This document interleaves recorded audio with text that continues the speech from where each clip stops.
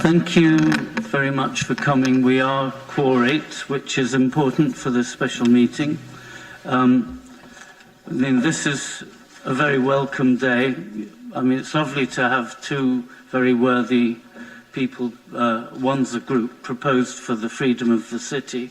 So what I would like to do is first remind you, as always, can you check that your phones are either silent or are switched off? Speak into the microphones when you are speaking. It is being filmed and broadcast on the web by Sharon there.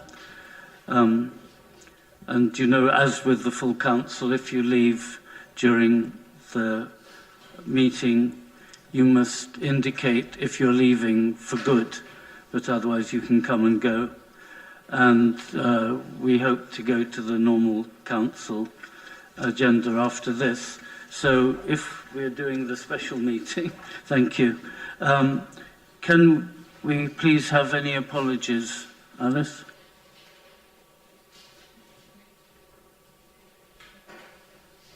Thank you.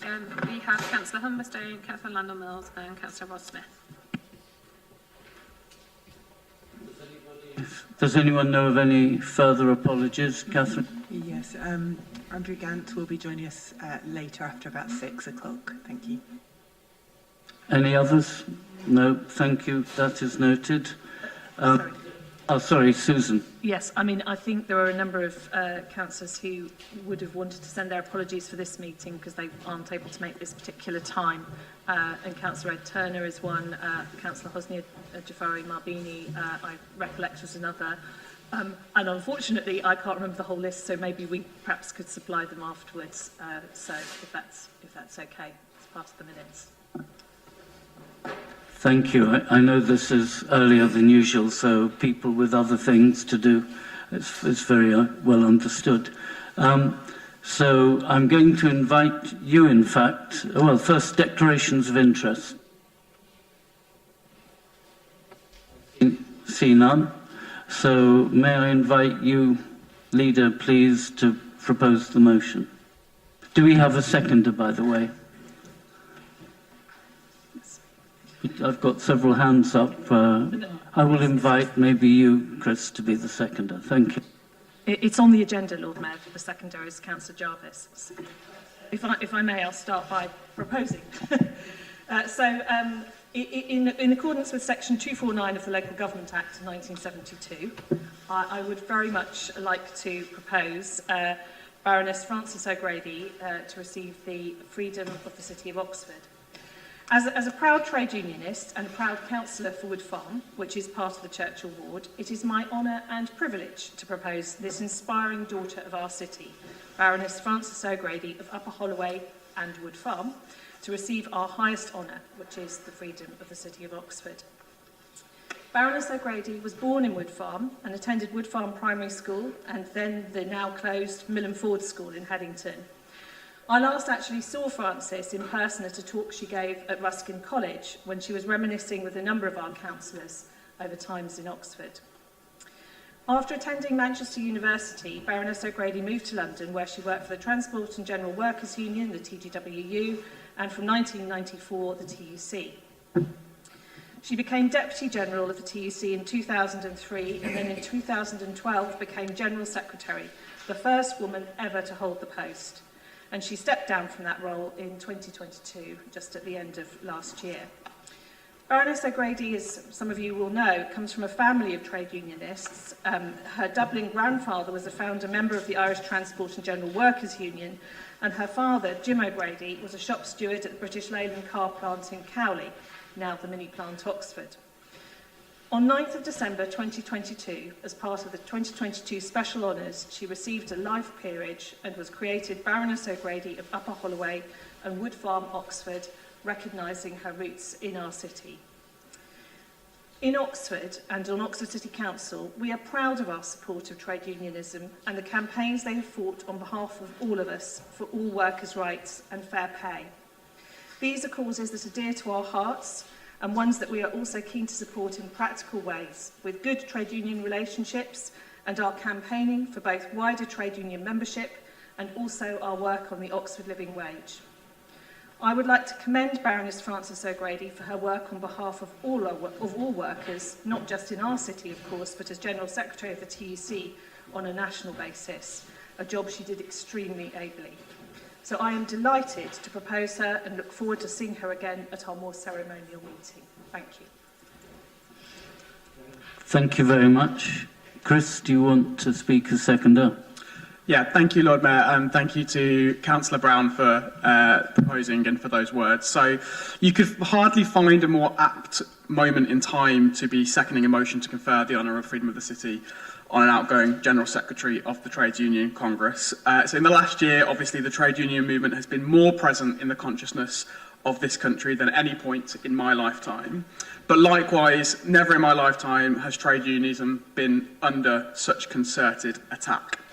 And it's important, I think, to remember that the trade union movement is one of the most important elements of civil society and one of the most significant defenders of liberty and freedom, not just in our country, but across the world. And Frances O'Grady is a towering and remarkable figure of that movement. Trade unionism, as Councillor Brown has already said, has always been in her blood. Raised as the daughter of a British Leyland shop steward in Cowley, her grandfather was a founding member of the Irish Transport and General Workers Union. She went on to make history when she became the first woman to become General Secretary of the TUC. And as the public face of trade unionism for a decade, O'Grady has been a fierce, fearless and unrelenting advocate for working people. Her achievements are long and numerous, and they are shaped by the profound social, political and economic changes this country has faced in that time. In the aftermath of the financial crash, it was O'Grady that was central to shifting the public narrative on the flawed logic of austerity and relentless in defending workers against the scourges of precarious work, zero-hours contracts and fake self-employment. As the climate crisis has become ever more urgent, O'Grady has led the trade union movement at a time when it has become one of the most important voices calling for a just transition to a zero-carbon economy built around good, green, unionised jobs. And during the COVID-19 pandemic, the TUC was key to winning concessions from the government and protections for workers. There would have been no furlough scheme without the TUC, and there would have been no furlough scheme without the fearless and fierce negotiations of Frances O'Grady. Now, at its best, our city is one which is pioneering, radical, and stands up against injustice. And as a child of Oxford, Frances O'Grady has all of those characteristics. Pioneering in her approach to trade unionism, radical in the fight she fought for working people, and for every single day she dedicated to the trade union movement, she stood up to the injustice of exploitation, low pay, and workplace abuse. It's an honour to be seconding this motion, and I hope everyone in this chamber will vote to grant Frances O'Grady Freedom of the City of Oxford.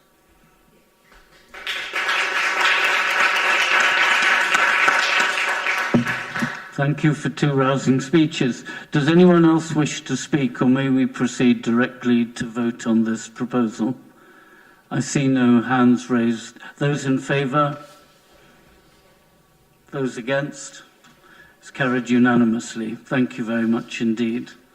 Now we proceed to the next proposal of Freedom of the City, which I believe Louise is going to move. Would you like to introduce it, please?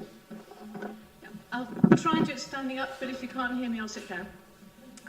So today, welcome everyone, we're proposing to bestow the Freedom of the City onto the Oxford Biomedical Research Centre. We're often giving the Freedom of the City for improving lives, but it's not often that we give it for extending lives and for saving lives.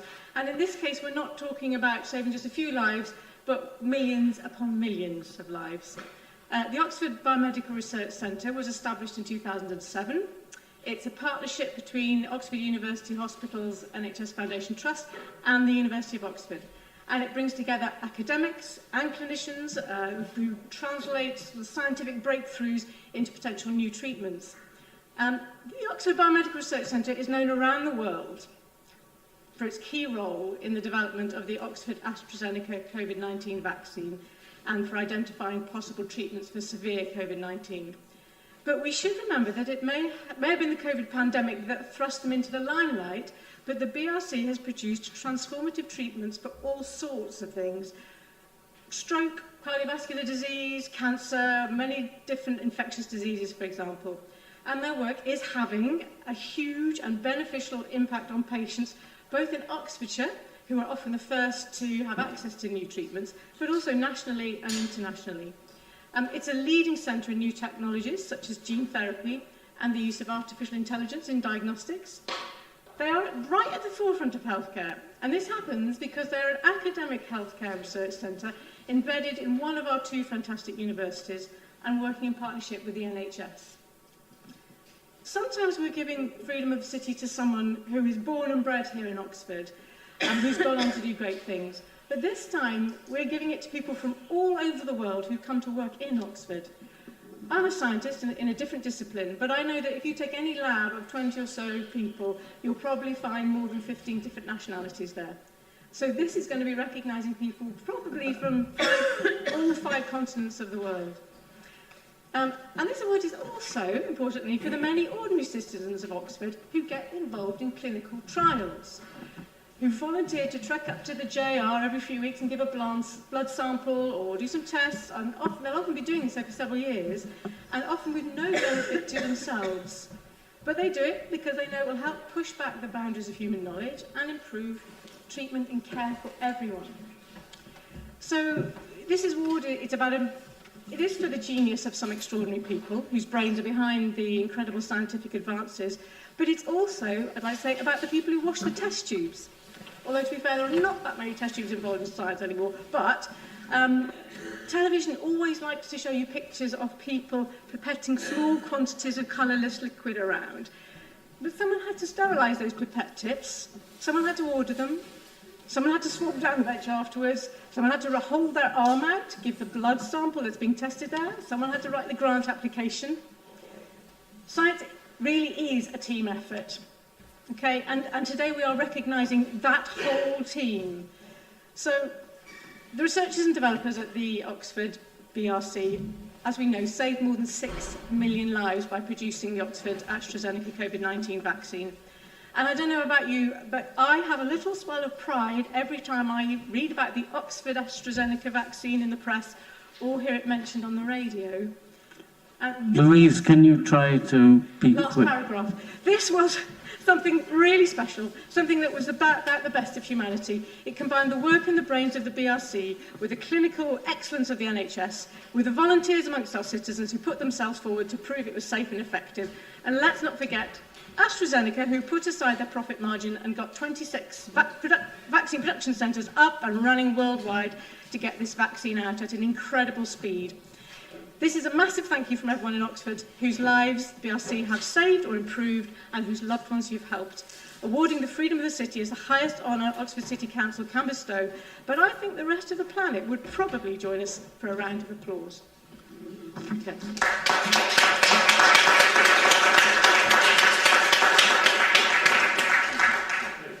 Chris, your turn to second it, please. Thank you, Lord Mayor. You'll be happy to know I think I've undershot the word count. Before I was a councillor, I was also an academic, and I can confirm that I've seen the usage of at least one test tube. But in that context, it was remarkable to see dozens of incredible ideas that weren't yet able to do anybody tangible good because people needed to sit down and work out the tangly practicalities of the matter. And more lately, these days work as an engineer, and you see the opposite side of that problem. You see all the places where it would be useful, but it needs to be made useful. That's why it's so important to have dedicated people bridging the gap, turning the possible into reality, and why it gives me great pride to share a city with teams that are realising incredible advances on our doorstep. Even setting the incredible work regarding COVID aside, there's so many strands of work here that could make a revolutionary difference. From detecting the onset of cancer, to hacking faulty genes in situ to prevent degenerative diseases, to understanding the onset and course of diabetes, to arresting the progress of Parkinson's disease. There are dozens of projects happening right now, not 10 miles away from us, that will alleviate suffering and save lives. For all of these reasons, it gives me great pleasure to second and support that the honorary freedom of the city be conferred upon the Oxford Biomedical Research Centre, and I hope that everybody will support it. Thank you.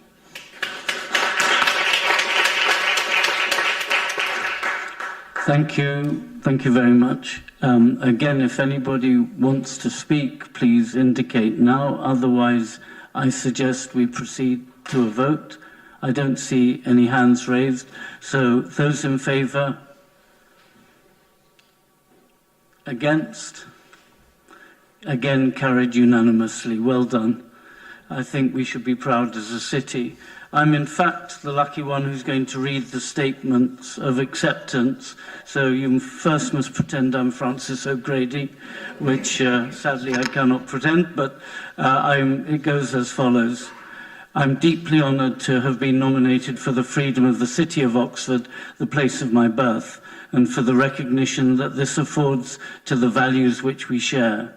I feel so proud to be offered this freedom by Oxford City Council, which has been a pioneer of decent homes for everyone, a greener climate and dignity at work, not least through the introduction of the groundbreaking Oxford Living Wage.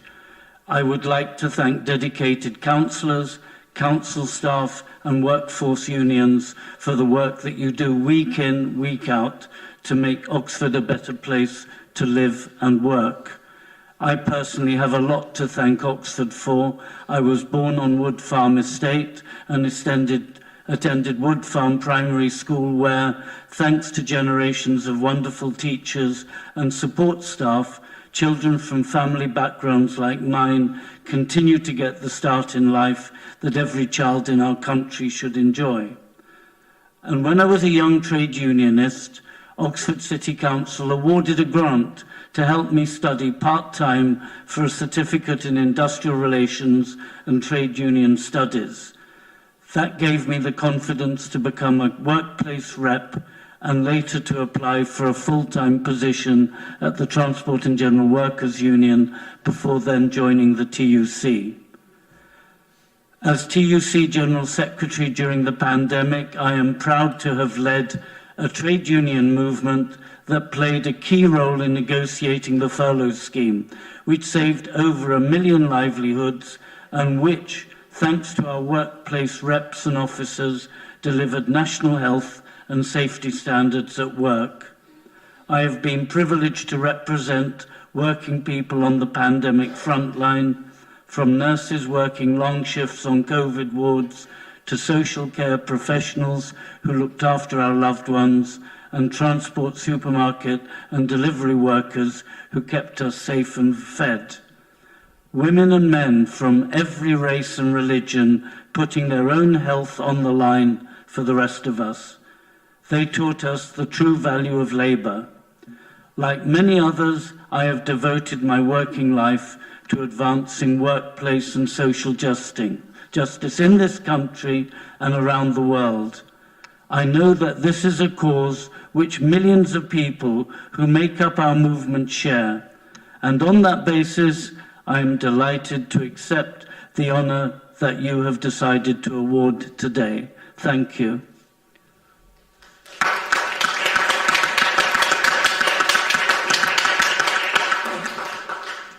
Obviously a very worthy recipient. I'm now reading out the statement of acceptance on behalf of Helen McShane, who's speaking for the Oxford Biomedical Research Centre. I am delighted to accept the freedom of the City of Oxford on behalf of the NIHR Oxford Biomedical Research Centre. The Oxford BRC is a partnership of two important Oxford institutions, the University of Oxford and Oxford University Hospitals NHS Foundation Trust, a partnership that brings together the very best in academic healthcare research and NHS clinical excellence, and a key element in the thriving clinical academic ecosystem in this city. One of the most important ingredients in our success is the people of Oxford and its surrounding areas. They participate in great numbers in our clinical trials and are increasingly involved in the research that we do, from helping us to identify the areas to focus on, to helping design our studies. This helps us to push forward the boundaries of diagnostics, treatment and care, and to ensure our research responds to the needs of the populations we serve.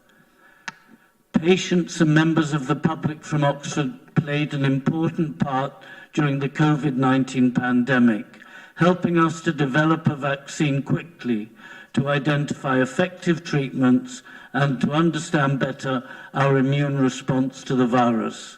They have also been vital in all of our work, helping us to identify at an early stage people at risk of heart attack, stroke, or Parkinson's disease, improving how we carry out knee surgery, or developing genetic therapy to prevent blindness.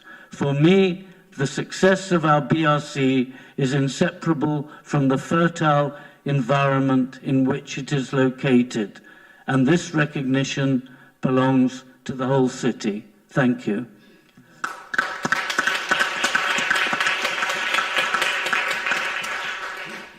So I would like to thank you all unanimously for supporting these two new freedoms of the city. You may have gathered that they will be actually awarded in person on the same day as the next mayor making. And so we look forward to that. And in the meantime, I wish you, I think that is slow, 10 minutes break before we move to the full council meeting. Thanks a lot.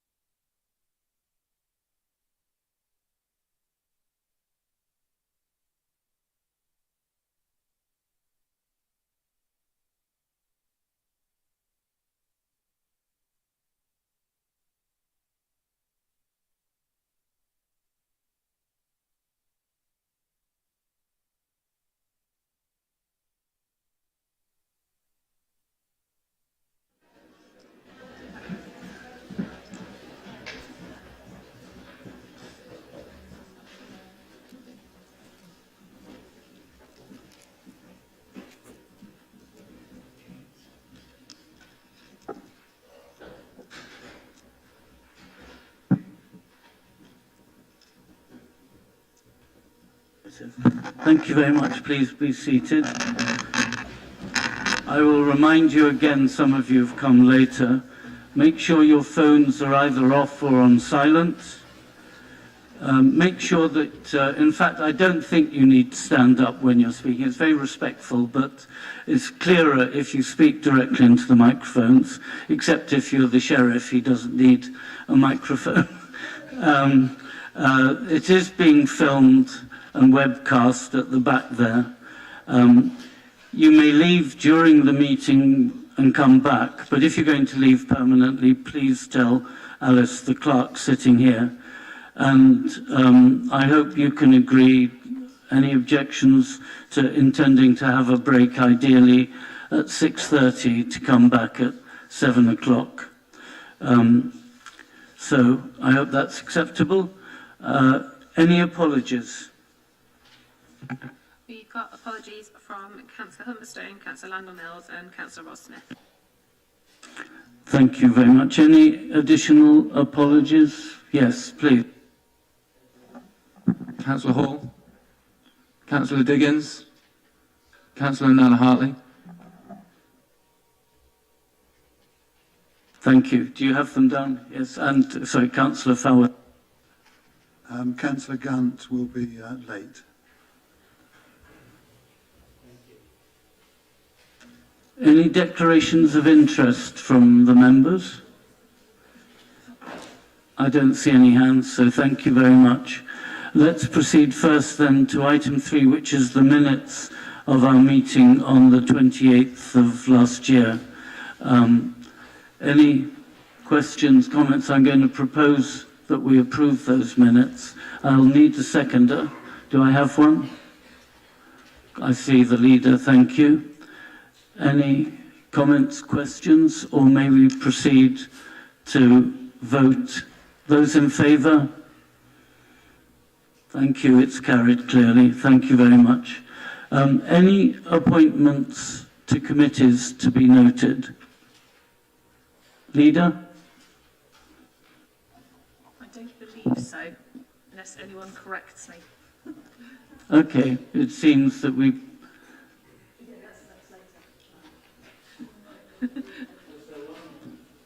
No.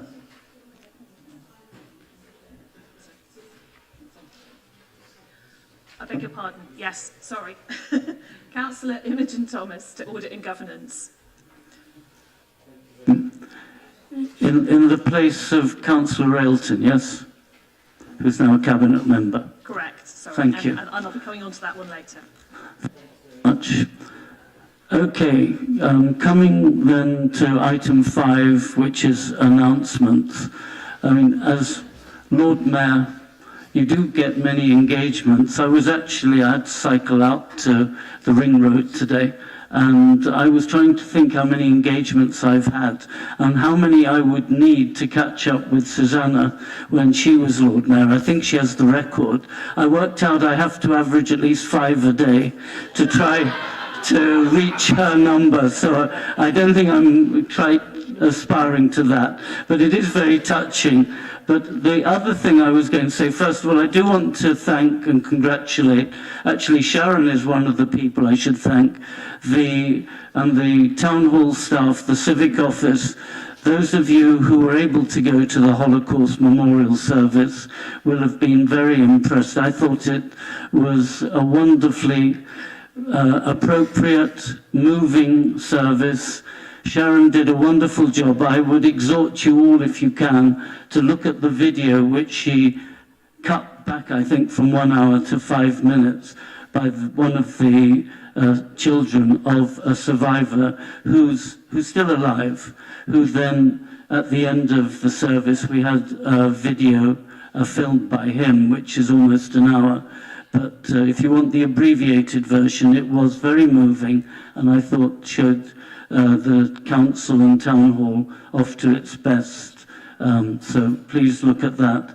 The other thing I was going to say, I shouldn't maybe say this because it might deter people, but you don't realise how much time it can take being Lord Mayor. Yesterday, I had the pleasure of being invited to 2 probably rival Chinese New Year celebrations. And I realized I spent 8 hours at these two events. One was a wonderful event here for the city Chinese community, and then the university students took over the new theatre. And it was very satisfying, but God, it was very long. One does get invited to these things, and people are so pleased when someone can come in this role. I was then going to invite Deputy Lord Mayor. Do you have anything to say? Sorry, Sheriff? Nothing from me, Lord Mayor. City Rector? Thank you very much, Lord Mayor. Good evening, everybody. Lovely to see you. On this day in 1948, the world was shocked to hear that Mahatma Gandhi had been assassinated.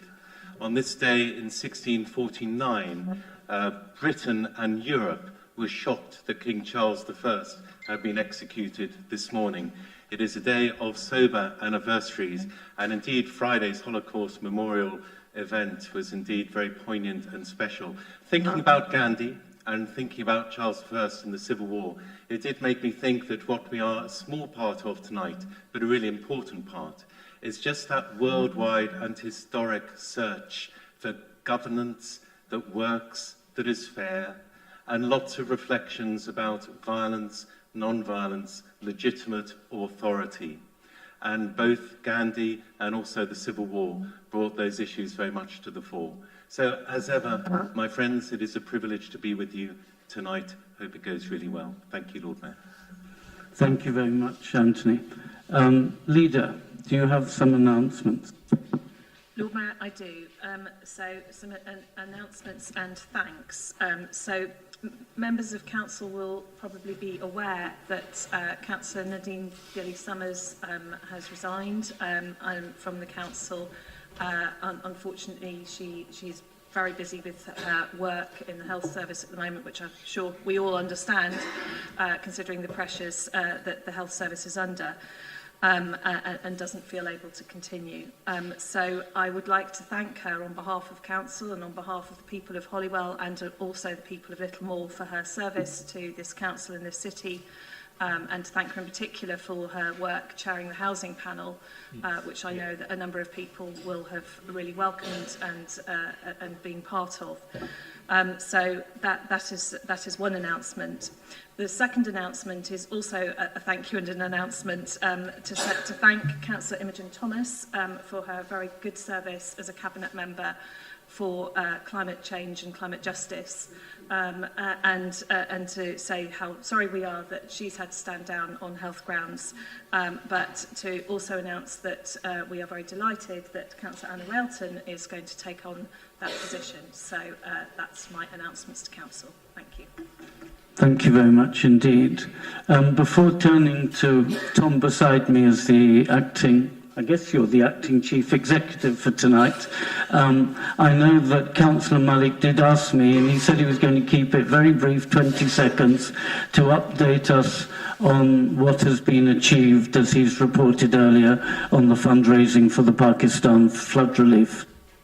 Thank you, Lord Mayor. I'll be very brief. And generosity of the people of Oxford and Oxfordshire never surprises me. So I managed to collect £20,000, which was put into 1,200 plus 3 fully medical kitted camp where we treated over 1,200 patients. And we built 22 houses, 16 by 18 for 22 families.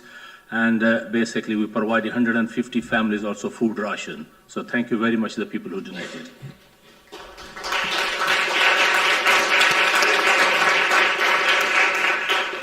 Acting Chief Executive. Nothing from the Chief Executive. Thank you. Chief Finance Officer. We'll wait for the budget meeting, I think. Monitoring Officer. Nothing. So we're now speeding through up to item 6, public addresses, questions on matters for decision. I gather there are none. I believe that's correct. So let's proceed then straight away to item 7. And I'm going to invite Councillor Aziz to introduce the Thriving Communities strategy. Do we have a seconder for that? Councillor Upton, Louise, thank you. Councillor Aziz. Yeah, thank you, Lord Mayor. So you can see the Thriving Communities strategy. I'm sure everyone's read it. The purpose of the Thriving Communities strategy is to put greater emphasis on how the council can work for and alongside communities and how we can better ensure people's voices are centred in all our work and our approach to tackling inequalities in the city, which sadly are deepening. We know that we are still facing the consequences of the COVID pandemic, and we are currently in a cost of living crisis. So we also acknowledge that for many people in communities, they are struggling right now to survive, let alone thrive. The strategy that's been developed has been developed alongside members of Oxford's diverse communities. Number of workshops have been held across the city over the past months. We've had a really good turnout in terms of people attending, and we've heard some very important points that they've raised about how they would like the council to better engage with them. We're pleased with the fact that a cross-section of residents have come forward to hold these discussions, and it's been very important that we've gone into communities to hold these discussions rather than expecting people to come to us. The community engagement side of things is something that this strategy really focuses on in terms of trying to improve the way that we listen to people, and to also try and work better with members of communities and try and also identify resources for them, because we know that the volunteers across our city and the community organisations have been doing incredible work for many decades, but over the last few years of the COVID pandemic, their work has really come into their own.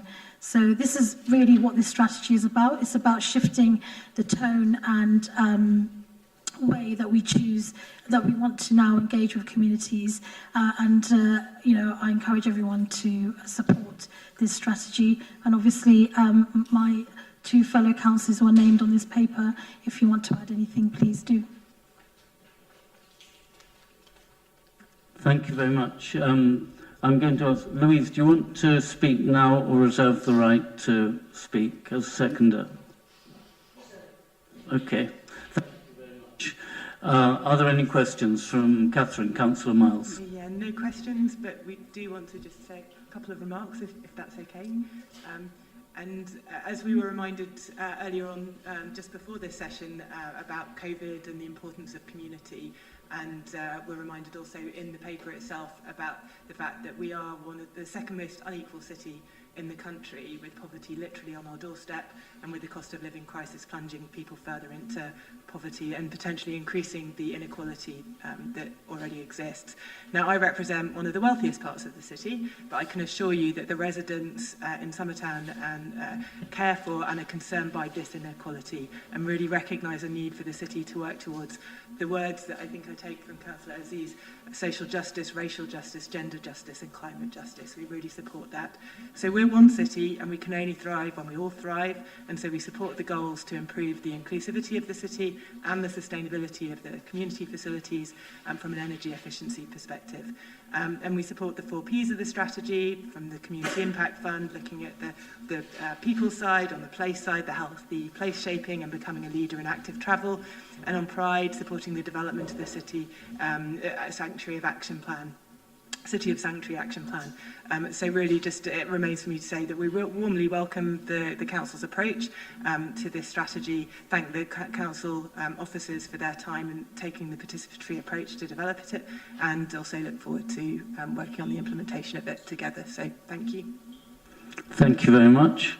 I've seen Councillor Pegg, Councillor, Hosny, and I thought there was one there. Are there any others who want to speak, so I can note it now? Okay, Lucy. Yeah, I just wanted to thank Shazda for this. It's a great strategy with some really promising words in there. I was lucky enough to be a member of the Child Poverty Review Group last year. And so I just wondered how the recommendations of that group would be integrated into this strategy, especially the recommendation that the Council implements a socio-economic duty. Do you want to respond? Yeah, so thank you very much, Councillor Pegg. These questions have also been raised by Councillor Jaffrey Mabini as well. We have provided a written response. I've also spoken to officers just before this meeting. So in order to provide you with a more detailed response, I will need to go back and speak to officers and get back to you. So I'll make sure that happens. Thank you. Hosnia. Thank you, Shaista and team. There's clearly a lot that's really great in this, and especially on the participatory front. I fully read some of the contributions, and it's certainly a blueprint of other work that will be done, for example, in the City of Sanctuary work. So thank you for all of that. But, you know, almost 1 in 3 children are still living in poverty in Oxford, and this will be an issue that I know is very close to everyone's heart. And we have had 2 pieces of recent emotion that was passed in October, and also the recommendations from the Child Poverty Review Group. And Naomi Eisenstadt, who actually started the Sure Start Children's Centres, was one of the people that gave evidence to the review group. And she said that she was obviously, there were things in her working life that she was very proud of, the fact that she brought child poverty to the fore at the time when it wasn't really at the forefront of everyone's minds. But she did think that changes need to be such that they cannot be washed away by terrible Tory governments. And I think that something like the socio-economic duty is so important because it actually does embed changes that are more difficult to erase.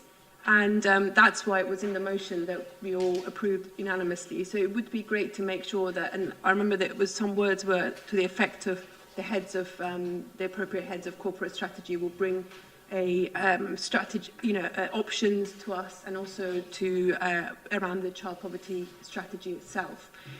So yes, it's really important to the democratic functioning of the council. I think that this is embedded into this work rather than it being parallel or forgotten about. So yes, it would be good to hear some more detail of how that's going to be done. I was hoping it would be in the paper itself, but failing that, it would be nice to see how it's going to be embedded and continued, rather than the work that we've done kind of being, in a parallel somewhere, functioning in a parallel state. Thank you. Thank you. I mean, Shaista, you've actually officially, in terms of the rules, you've had your right, you've already responded, but I will invite, since Louise still has her right as seconder to respond, do you want to say anything extra? Not really, other than that, I know Shaista will work to get a response to that, and I will help her as much as I can, and along with Chewe, who's also part of the Cabinet responsibility for this paper. We've got a proposer and a seconder. May I put it to the vote, please? Those in favour?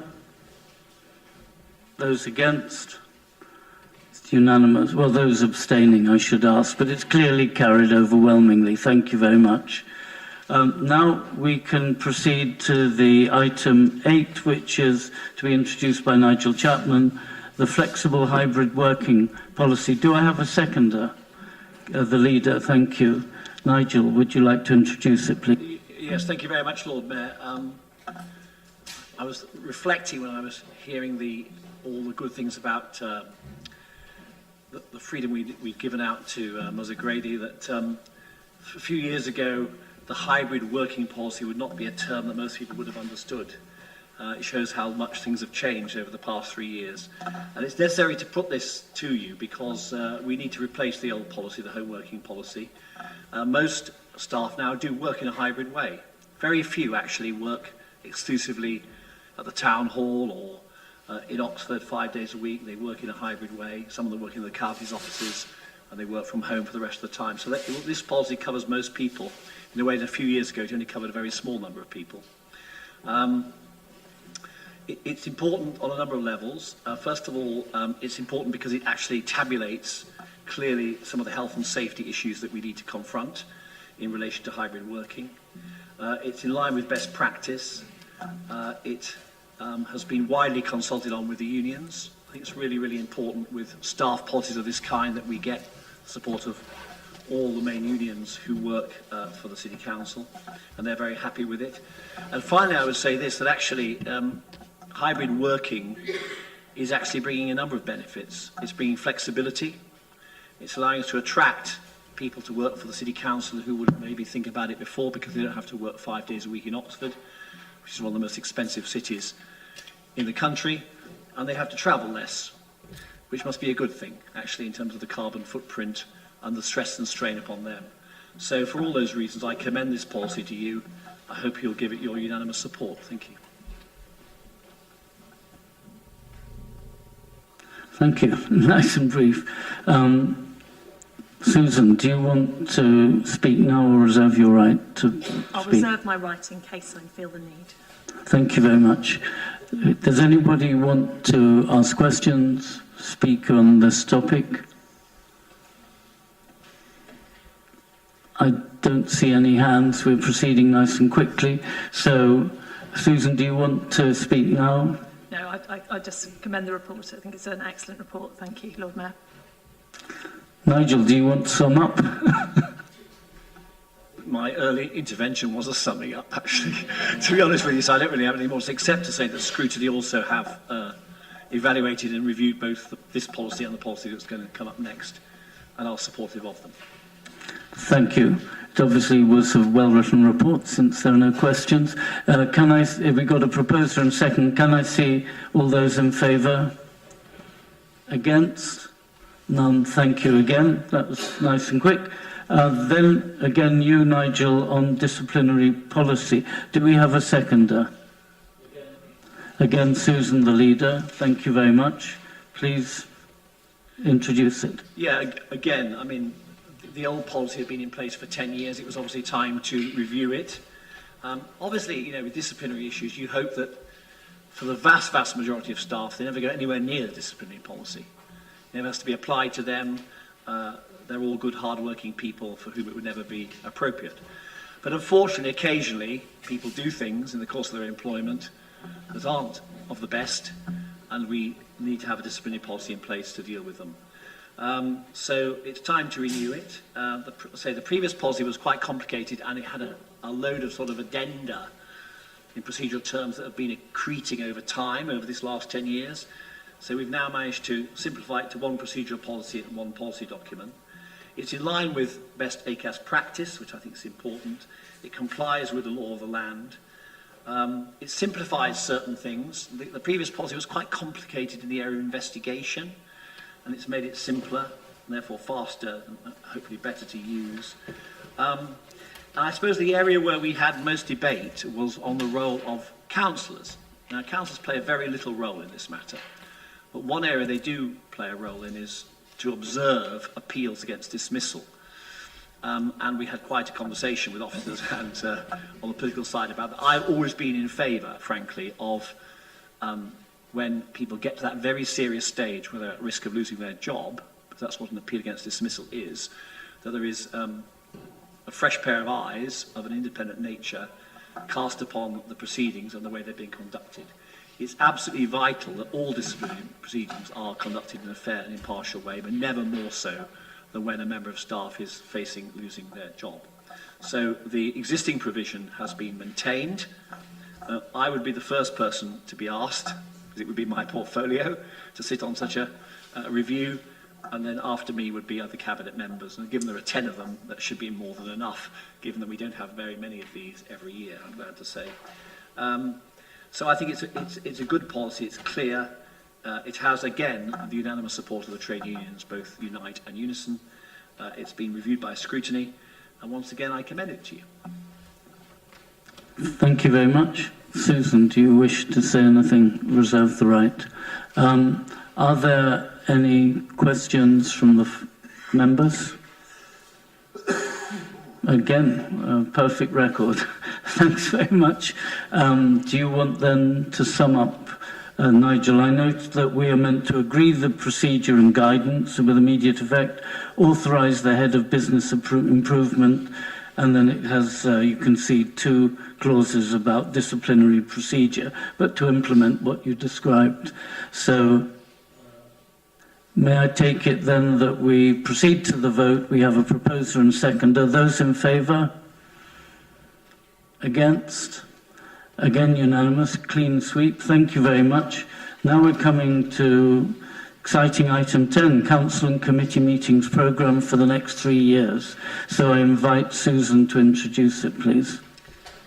Thank you, Lord Mayor. And I'd like to start by thanking the Head of Law and Governance and all officers who've been involved in this thankless task of trying to pull together a meetings timetable, because it is really hard to try and get them all aligned and also as far as possible, not coinciding with school holidays and with religious festivals and the like. On that particular note, we have been having some discussion about next year's budgetary council meeting, which, like this year, does appear to fall within school half-term holidays, which I know is difficult for members who either have small children or who are teachers or partners of teachers, and indeed for officers for all the same reasons. So I'm proposing this report, but with a recommendation to Council that we do look again at that meeting with a view to potentially using the reserve meeting, which is the meeting that we put in case we need it, which for next year, and if you want the exact page reference, the page is 180, and so Budget Council next year was due to be on the 15th of February, but there is the reserve meeting on Monday the 26th of February, so I think we would be looking to see if we could use that meeting instead. But we would still need a reserve meeting, so that's the thing that we will have to have another look at. The other thing that I should say in putting this to Council is that that would involve separating out the HRA budget process from the rest of the budget process, the revenue budget. So the idea would be that we would take the HRA budget process at the January Council meeting, but take the revenue budget at the February budget meeting. So with that, I commend this report to you. We may therefore be coming back with some slight amendment at a future council meeting. So could I just check, are you in effect, in terms of what the recommendation is in the papers, it says delegate authority to the head of law and governance to make changes, but it mentions specifically about committee structure or committee remits. You're trying to make it slightly more flexible than that, to make changes to dates in consultation with group and so on. Lord Mayor, if the head of law and governance would allow, I would like us to be able to add an additional delegation which delegates authority to the head of law and governance in consultation with group leaders to make a changed date. For that May I ask if is that sounds acceptable, so thank you very much. I cannot remember now if I asked for a seconder who it is. There it is. It's the you are seconding, are you? Lovely. Okay, I'll let Chris second. Do you want to speak as seconder? I have nothing to add, either now or later. Thank you very much. Anybody want to comment? It sounds as if some of the potential pitfalls have been anticipated. Anybody want to speak? Otherwise, do you want to say any more, Susan? I feel I've already said too much. Okay, if not, then let's proceed to the vote. Those of you in favour, with the one change that we've agreed that we delegate to Head of Law and Governance to consult with groups and make changes as appropriate. And are you voting against? So it's carried. Thank you. Thanks very much. And now we go to the questions on Cabinet minutes. So there is a time limit of 15 minutes on this item. I notice you, Chris, you want to ask questions, but there's a limit of 3 minutes. Please proceed. Thank you, Lord Mayor. I have 3 questions to pose. To Councillor Upton, we'll all be familiar with that the Levelling Up Bill didn't deliver the funding we were hoping for relating to the Cowley branch line. So to ask her to please update Council as to what the impact of that is and what that changes about the forward plan for that project. And to ask Councillor Turner 2 questions. Firstly, the minutes describe St Aldate's Chamber as hoping to be occupied in December 22, and to update Council as to what progress there's been on that front. and to ask if he could elaborate regarding the £1.25 million negative variance regarding ODS and general and minor works that I've already emailed him in advance of the meeting. Thank you. I'll first then invite Louise to respond. Thank you, Lord Mayor. So obviously it is very disappointing that we didn't get the Levelling Up Fund money, because that would have freed up the money we are going to put into this for other things, including actually towards delivering it. But I can reassure you that we had already got in place a package to cover the whole cost of funding the full business case. And that's been thanks to enormous efforts actually of Tom Bridgman and his team there to get contributions from local, the sort of employment land owners around there. So along with the substantial commitment from us as the City Council, we have got the full amount we need to press ahead with the full business case. And just to clarify, that funding will also include some for doing the connectivity studies to make sure that the sort of Littlemore and Leeds areas, the residents will have proper access into stations alongside the employment areas. But yeah, I can't stress enough how important it is to have that full business case so that we will have, you know, an oven-ready scheme, as somebody's unfortunate phrase, but it will put us into a very good position for bidding for government funds. And getting contributions from... Thank you. I could see Tom Bridgman put his hand up. I think he can clarify some points. It was just one point to say that, yeah, we do have that package in place, but that's still subject to contract. So as the Cabinet report said, that we're still finalising what is effectively a contract with Network Rail and a collaboration agreement with the landowners. So everything Louise said is accurate, but still subject to contract, which we hope to get over the line in the coming weeks. Thank you. I was going to ask, yes, Nigel, if he could answer. Can you answer on both those remaining two questions? Thanks very much. Yes, Lord Mayor, because both effectively fall within my portfolio. So on the move from SAC to the Town Hall, we're in the final stages of negotiation on that. We're very, very close to concluding those negotiations with the tenant. We're not being penalised by the delay because there is a rent-free period that we've had to grant the tenant, and every month that we're late with it, that rent-free period becomes less. So there is no particular issue financially with this. Obviously, we'd like to get it completed and finished, but I can assure you on the financial grounds, there's no penalty for us in this matter. On the second question, which is more the negative, yes, the negative, yeah. On the second question, which is a rather more complicated one, I mean, those are provisional figures. We're not yet at year end. So we need to see where we are then. I think they will move around a bit, and hopefully the deficit will be less great by March 31st. It's driven by a number of factors, to be frank with you. There's the scale of the work and its scope. There's a big backlog of work that needs to be done, which was built up under the lockdown period. And I'm sure you would welcome that, because we don't want our tenants to be, you know, years and years of disadvantage and not have the right things done in relation to their houses and flats. There's quite a lot of extra spend on fencing, which is also driving this, because we've had a lot of storms in Oxford, unfortunately, and fencing is pretty expensive to replace. And generally, actually, there is a cost of inflation in building materials, which I'm sure everybody is very aware of at the moment. So that's driving all this cost uplift. What I can also assure you, Councillor Smoten, is that obviously we're going to have to set a more realistic budget next year, given the scale of the undertakings that we need to carry on doing for people. But as I say, I'm sure whilst nobody likes to get the finances not precise, in the end this is being spent on good things of value to our council tenants, and they need this, and we need to get this backlog shifted. So that's the basis on which this overspend is happening.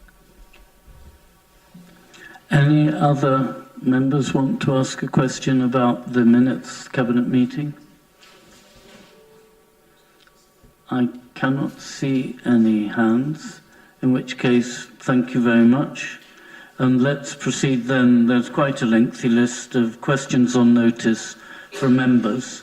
For the ones to Ed Turner, is there someone poised to answer if necessary? We'll see. Okay, let's start with questions to the leader. First from you, Catherine. Any supplementary? Yeah, Yes, please. So just on the market policy for the council, would the council be open to developing a standalone market policy for the city to cover the indoor and outdoor markets that are exempt from the street trading policy, please? Thank you. I mean, I think that might be a little de trop because we've already got other mechanisms to control those markets. So with the covered market, obviously it's part of our leasing strategy, and we've obviously got a whole approach to the covered market, which does include sustainability, which I know is your particular interest in this topic. And equally, I mean, I think when we procure the Gloucester Green market, that has been part of our strategy in terms of that procurement, insofar as we can influence it. So I'm not sure that I see a scope for creating yet another strategy. It doesn't feel to me that that would add to our ability to actually control these things. I think we have got mechanisms that we already use and can use and are using. Thank you. Your next question is on Sky Lanterns. Do you have a Thank you. Is anyone able, I don't know whether Ros had intended to have a supplementary, but there are two questions then from Ros Smith to... No, she can't, if she's not here. No. Oh, she can't, okay. So then we proceed, Chris Jarvis, you had one on Councillor App and digital engagement. Supplementary? No supplementary. Then Councillor Morrisall, you had supplementary on the Oxford United ground? Thank you very much. Then we had a question to the Deputy Leader, who's not yet here, on the budget and ODS commercial model. First, I should ask, do you have a supplementary? Sorry, that was me. I missed the... Could you say the title of the question again, please? Your question about budget ODS commercial model. Right, yes, okay. No supplementary on that one, but I do have one on the next one, which is about turnover saving. The question is, considering that no corresponding turnover saving item appeared in the previous year's budget, isn't it true that a manager who was able to ensure an overlap and an in-person handover would now be exceeding their budget, whereas previously this would have been the default situation and any unwanted break in between post holders would have constituted an unexpected windfall saving? Is anyone volunteering to respond to that, or shall we give a written response later? I'm sorry, yeah. Okay, you will get a written response from Ed Turner later. Then we cannot take the next one on Trapground Bridge repairs. So then we move to questions to Councillor Shaista Aziz. Ros, do you have a supplementary, your question on transport for asylum seekers? Do you have a supplementary? Do you have a no? Lucy, no supplementary. Okay, thank you. Then for Deco Walcott, Lois, do you have a supplementary? Thank you. Then we have several from Saj Malik. All for Linda. Do you want to have supplementary on the first one, on selective licensing? They're all on selective licensing. Lord Mayor, you'll be happy. I got no additional any of them, so you can move ahead. Oh, we're speeding ahead. And then from Al Morris to Linda Smith on insulation of rented properties. Supplementary? Yes, please, Lord Mayor. Just a follow-up from the response. I was just wondering, surely, while I think we all accept and agree that Fabric First is the best approach, it's very expensive and will take a long time to roll out. So surely, in the meantime, if roofs of properties are generally sound, why can't we just go ahead and fit solar panels to the roofs? There's a much easier and quicker and simpler intermediary action. Thank you.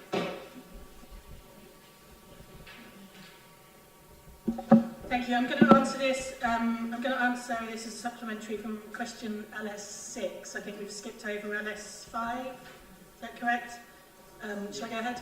Yeah, so thank you very much for that suggestion. I mean, at the moment we are focused on getting 95% of council homes up to the EPC rating of C or above, and we are influenced as well by the government funding that's available and making full use of that to complement our own investment. Going forward, we know that solar panels, they will be very important in terms of getting to net zero carbon by 2040, and we will be looking at every opportunity, and looking at every single funding stream that's available to utilise solar to get us towards that goal. And I look forward to working with both our new Cabinet Member for Climate Justice and yourself on looking for those opportunities and exploiting them. Councillor Morris, thank you.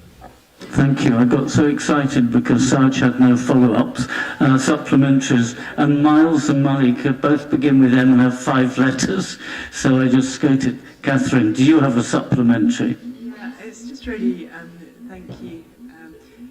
To clarify just what enforcement actions are taken, or how do you actually check that there is adherence to the EPC rating of E or above of the HMOs, because there's just concerns that many of them may not actually be at level E. And this was to Councillor Slade. Did you catch the follow-up question? Supplementary? Yes, I mean, that's the point of the licensing scheme, is that those certificates have to be provided as part of the granting of the licence, and those certificates are produced by professionals who are registered to do their job, so we leave it to them. Thank you. Rosie, you have 2 questions on SWEP provision. Do you have supplementaries on either? No. Thank you very much. Then on planning and housing delivery to Alex Hollingsworth. Catherine, paving over front garden. Yeah, so this is an issue in my ward. Basically what it is that cars are overhanging onto the pavement because people have paved over their front gardens. Well, I understand this is permitted development and therefore allowed. You mentioned that there can be conditions that are attached to this permitted development, and sometimes there are breaches in that. So can you just give an example of what kind of conditions can be attached, or the kinds of breaches that allow the council to actually take action? It's about permeability, not size, unfortunately. The requirement in the permitted development regulations is that if you do choose to pave over your front garden, you need to do it in a permeable way, and it'll be over breaches to the permeability, not to the size. The issue that you highlight, I absolutely recognise what a pestilential pain it is. Certainly, my daughter's view, strongly expressed, if your car doesn't fit on the street, you shouldn't have the car, seems to me to be also applicable. If you can't fit it into the parking space, then you need a smaller vehicle. I do encourage all councillors to encourage the planning enforcement team, the parking enforcement teams, to look at whether they can issue tickets. But I appreciate that they find it very difficult, apparently, to issue tickets for cars parked across pavements, which is deeply regrettable. Thank you. Then Stephen Goddard, you have a question also to Alex on nesting site. Yeah, thanks, Lord Mayor. Just a quick follow-up to which the council may or may not have a ready-made answer. Does the council have views specifically on the use of so-called swift bricks in new build, which, as the name suggests, are very easily installable because they are, in effect, a constituent part of any given property. Any property can be made out of bricks, and you can put 2 or 3 in which are specifically swift bricks. Can I just check? Did you say council or councillor? Councillor. So okay, right. So I can have an opinion. I don't have to go and check what the council's is. I just accrue power and speak for the entire council. No, my personal view is that what we're talking about here is tools to implement a policy, and all tools ought to be open. And things like bat boxes and swift bricks are important. I think there are also other things which are equally important. I think having spent a lot of time over this weekend exchanging emails with my fellow allotmenteers about planting native hedges, and things like that, those also make a significant contribution. So I think as we move forward, the fullest array of things we can do to maximise biodiversity are important, and Swift Bricks would be something that would get my personal support. Thank you. Sounds very good. Councillor Chris Merton on Greenfield site review.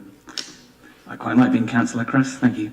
My follow-up is, so this is regarding this site 112B.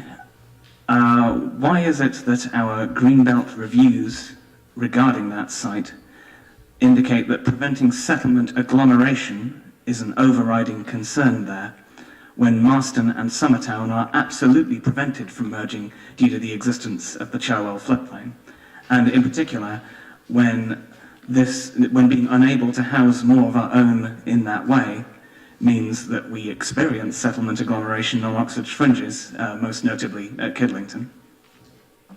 Well, first of all, the assessments are technical assessments, and they're done in an objective manner. So, unlike the previous question, I'm not expressing a view, and I do not express views, and I have never expressed views on which sites should and should not be subject to particular assessments within a technical document like the HELAR.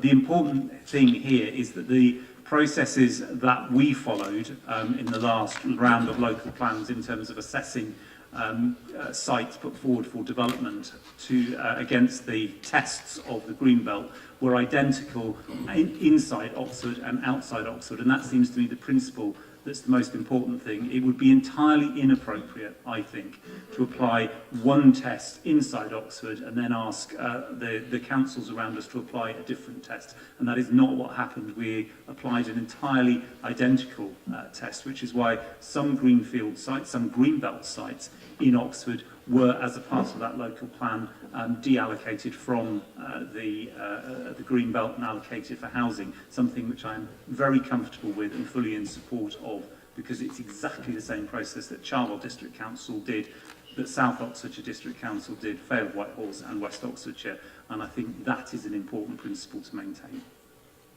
Thank you very much. Now we have various questions for Nigel Chapman. Lawrence Falwether on the Arian QL system. Do you have a supplementary? I noticed that the report presented to Audit and Governance is exempt from wider publication. Could we have an assurance that this report will eventually be published to the Council? I would like to take advice on that. I think at the moment, definitely we can't publish it because there's a lot of confidential conversations going on about in discussion with the contractors. My instinct is that we should be in a position to do that, yes. And that's where I'd like to get to, but I'd like to take some specialist advice from Susan Sale, Head of Legal, before I do that. Thank you. Councillor Jarvis, Chris Jarvis to Nigel. Benefit threshold supplementary? No. We now have 5 questions about glyphosate, which I believe tend to have very similar responses. Are there any, maybe we could combine a supplementary if there are any. Any supplementaries? Do you have one, Lucy? You have one. I'm pretty sure that me and Lois have one supplementary for every one of our questions. So we'd like to do all of our supplementaries, and Lois goes first, I think. Come on, you're allowed them, but they seem very similar, at least in the response. Lois hasn't got one, but I have 3. So my first one for NC4 is, so I understand that you might not have these details to hand, but could you tell us the locations where glyphosate was used on these occasions in 2020, 2021 and 2022? And an answer via email is perfectly fine. Well, I don't have them to hand, and I must slightly question the value of that level of detail. I mean, this is used in small ways across many parts of the city to target certain sorts of weeds on hard surfaces, tennis courts, gullies and other such places. I mean, the list is going to be enormous, and I must question, frankly, the value of the public knowledge and the cost of getting all that information. You can ask for it, but I do rather challenge the value of it. So on the next one, could you provide details of the extensive research that ODS has carried out into alternatives and about what alternatives it has dismissed as unviable? Other cities that seem quite similar to Oxford, like Brighton, towns like Glastonbury, Hammersmith and Fulham, they've all made alternatives work, so it would be interesting to know why we can't do that here. Well, as I understand it, they've made alternatives work because they are very, very labour intensive. They're not necessarily chemically driven, and they require people to go around and literally tackle weeds on a weed by weed, place by place basis, which is frankly far more expensive than a weed killer based solution, whatever ingredients you have in it. So again, I slightly have to challenge the premise of your question and the value of spending a lot of time doing that level of research. And what I can assure you is that they are looking all the time for alternatives. I mean, we want to find alternatives, but the truth is the alternatives don't exist at the moment. They're not cost effective, they're not efficient, and if we were to go to alternatives, which would be very labour intensive, there would then be significant budgetary implications for that, and we'd have to come back to the council and argue for that against all the other priorities that we'd be facing in terms of budget pressures. And just the final one, given the written answer, would I be correct in concluding that for the Council, keeping paths and tennis courts clear is a more important objective than tackling the biodiversity crisis? Again, I think that is a false dichotomy.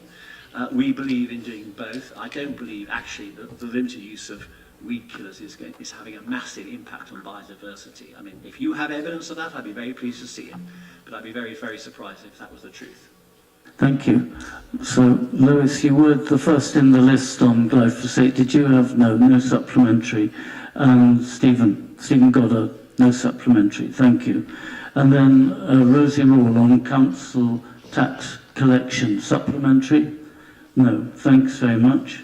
And then first question to Anna as a cabinet member from Saj Malik on Holloway pollution. Do you have a supplementary?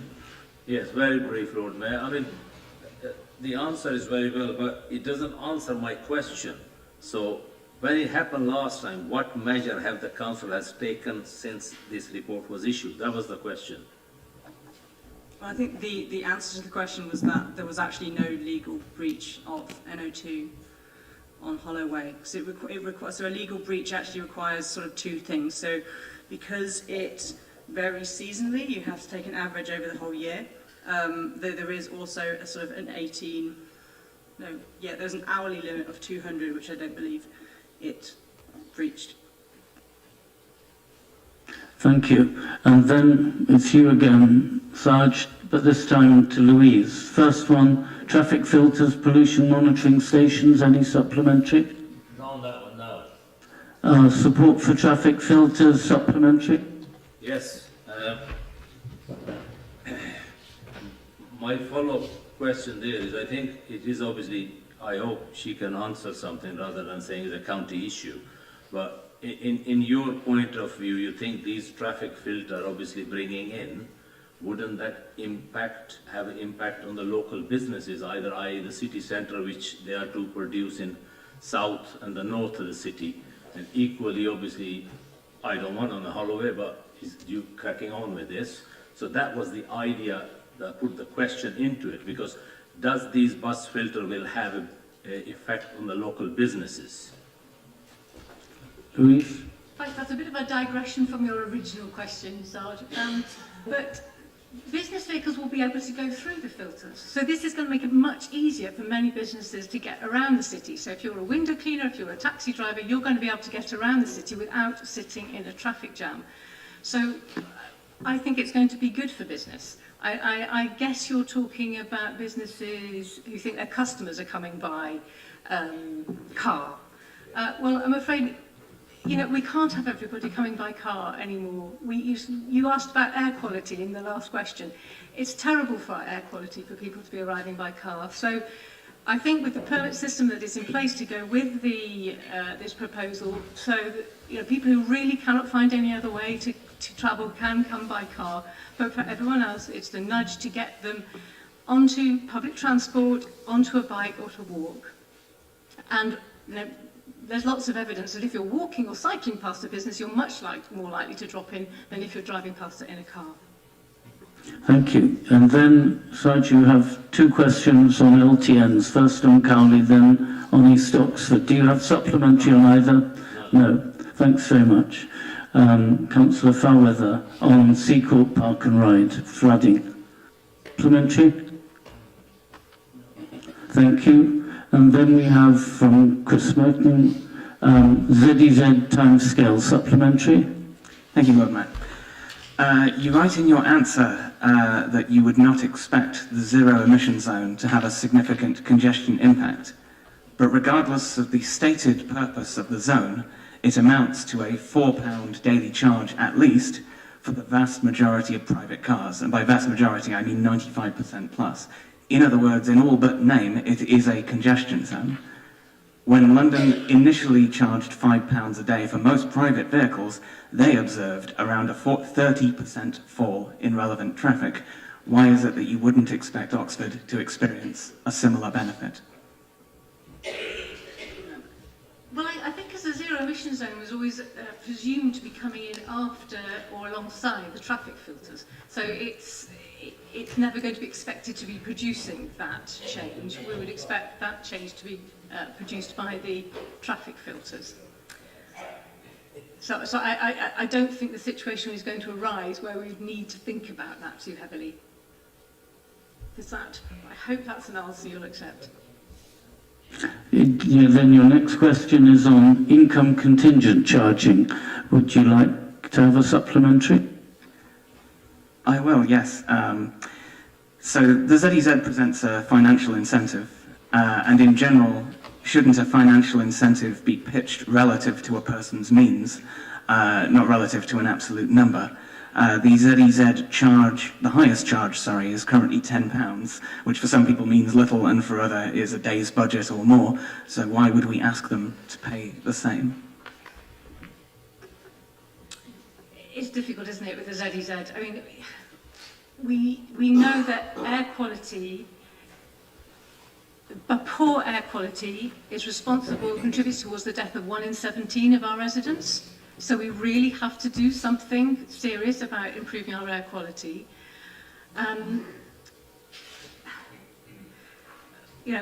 We're asking everybody who can to not to drive a polluting car into the city. We're trying with the traffic filters to make public transport as viable as possible, and we hope. We're also trying to do measures to make walking and cycling more pleasant. So of course it's difficult asking people to pay money for things, and we know for anything it's easier for wealthy people to pay it than poorer people. But I think on something like air quality, we can't compromise there. We have to put in measures that can stop it. If it was, we could explore this with our colleagues at the County Council who would be responsible for imposing the charges. And I agree with you. I think it's something that we could explore. Thank you very much. And then the last question to Cabinet members is from Lucy Pegg. Do you have any supplementary on Oxford Food Strategy? That we have actually done incredibly well. I'm going to invite Chris Merton to come back again and jump ahead to agenda item 14, which I think is the only one that we can push up the agenda in this way, which is the scrutiny update report. Thank you, Lord Mayor. I was briefly panicking as I was pretty sure I hadn't asked any other questions. Scrutiny then. Yes, that is a thing that has happened. Scrutiny has met twice since the last full council. We considered the Thriving Community Strategy, grant allocations, the authority monitoring report, workplace equalities, and the flexible working and disciplinary policies, many of which we have heard about tonight already. Meanwhile, the finance panel has considered treasury management, the performance report, and of course the principal budget documents. 8 recommendations resulted in all, which I am pleased to see Cabinet have engaged with constructively. One recommendation that is quite general that I would like to underscore due to its general applicability relates to the precision and accountability of specific actions. Frequently we receive documents that pledge to work with partners and or stakeholders to achieve a particular goal, which is almost as imprecise as it's possible to be. So we would really appreciate some clarity whenever that sort of form of words heads towards the keyboard. We would really appreciate to have clarity with regards to, is it the council being in the driving seat but cooperating with outside bodies? Are we hoping to facilitate something that's fundamentally out of our control, or where a lack of funding is an issue? Which one of these we're intending and what we are intending specifically to do? We would like to have maximum clarity on that on all matters. I'd like to thank all Cabinet members and officers who've been very generous with their time to attend scrutiny. I'd like also to raise one late-breaking piece of news here, which concerns scrutiny's meeting on Wednesday this week, in 2 days, which is that before us at that meeting, we have the very important matter of the housing numbers consultation document. And at present, Scrutiny Committee has the conclusions. We have the covering report and 2 of its appendices, but we don't have access to a lot of its supporting materials. So we have some conclusions which cite as their reasoning based on an interim housing and economic land assessment and an interim Greenbelt review, as well as the all-important HENA document. The last one happens to be incidentally available because Cherwell District Council have published it, and I hope that our version is the same. But all 3 of these documents, I would ask that if we're asked to scrutinise the conclusions, we ought also to be able to scrutinise the working that has led to those conclusions, and I would urge Cabinet and officers to please make those available as soon as is practical. Thank you. Alex, are you going to respond? As far as I'm aware, and I have just looked, the HENA for one, and maybe the other document as well, is on our website, which is where all the policy background papers are for the local plan, and indeed every strategic plan consultation process. We don't normally post the entire lot to a scrutiny or a cabinet agenda. I mean, we would have, for a local plan, a scrutiny agenda of several thousand pages, which I think might be daunting even for a man as keen on detail as yourself, let alone everyone else. I mean, they're there, and I believe that at your request, officers circulated to the scrutiny officers links to them so people could find them, but they are there if you look up Oxford 2040 local plan and then look for evidence documents and the links from there. So they are all published. They are all, as far as I'm aware, unless I've missed one, on the website, and I'm sure scrutiny members will enjoy their extra background reading that you've asked them to do. Thank you. Are there any other questions for the Scrutiny Committee, Chair? If not, I notice that we are just meant to note the report, and as we've heard, there is a meeting on Wednesday. Those in favour of noting the report? Any against? No, therefore, we can note it as requested. Now we've done so well, I'm going to suggest, and apparently we can do this, but I first have to point out that if we jump to agenda item 16, which is about the local funding and the full business case for the Cowley Branch line, there are actually 2 appendices which are confidential, so we can continue to be in public and be filmed if members undertake not to refer to anything that is in those appendices. I hope that you can note that. I'm not quite sure that we can get you to promise not to do so, but if you wanted to raise anything in the course of the discussion, we then have to go into private session. So I exhort you not to refer to anything which is appendices. And so, does anyone here know that they want to raise anything regarding Appendix 1 or Appendix 4? So don't stray into it, and we will continue as is. Okay. So I'm going to invite, first of all, Councillor Upton to propose this. But do we have a seconder? Alex, thank you very much. So would you like to introduce the report, Louise? Yeah, thank you, Lord Mayor. It is nice to talk about the Cowley branch line. It's probably the least controversial part of the transport portfolio I have. It's, I don't get people lobbing insults on either side about it. It's fairly universally welcomed. So the idea of running a passenger service on the Cowley branch line is very exciting. People being able to zip in from the Leeds and Littlemore straight into the city centre in under 10 minutes rather than sitting in a traffic jam. And for anyone who works at the business park or the science park or wants to get to the retail park, just being able to get there quickly on the train. So the situation at the moment is that the Network Rail have done an outline business case which was positive, but they themselves have no funding to take that study any further. So if we want it to move to having a full business case to get that worked up, which will be about the details of the route, where the station will go, how those stations will be connected into the existing communities and employment sites, etc. Then we needed to find the money for that, and we're talking about £4.5 million. That's going to be about 3.26 million for the actual infrastructure and stations bit, and then the public realm and connectivity bit, we'd need another 1.3 million for that feasibility study. And that, as I mentioned in answer to an earlier question, that connectivity feasibility study is also really important to us to make sure that it's not just going to be about the business parks and the science park having good access to these stations, that it's about all of our residents, particularly in some of our more deprived parts of the city, being able to use these stations conveniently and easily. We really feel it is absolutely critical to get this full business case done, because we are going to have to compete with a lot of other national infrastructure projects with government funding in the future. And if we don't have a full business case, there's no chance of us getting any funding. But if we do have one, at least that gives us the best chance of getting a Cowley branch line funded. So the report outlines the different large employment sites that have contributed towards this. That required a lot of negotiation, as you can imagine, from our officers to do that. But they have, between us, the county council are involved as well.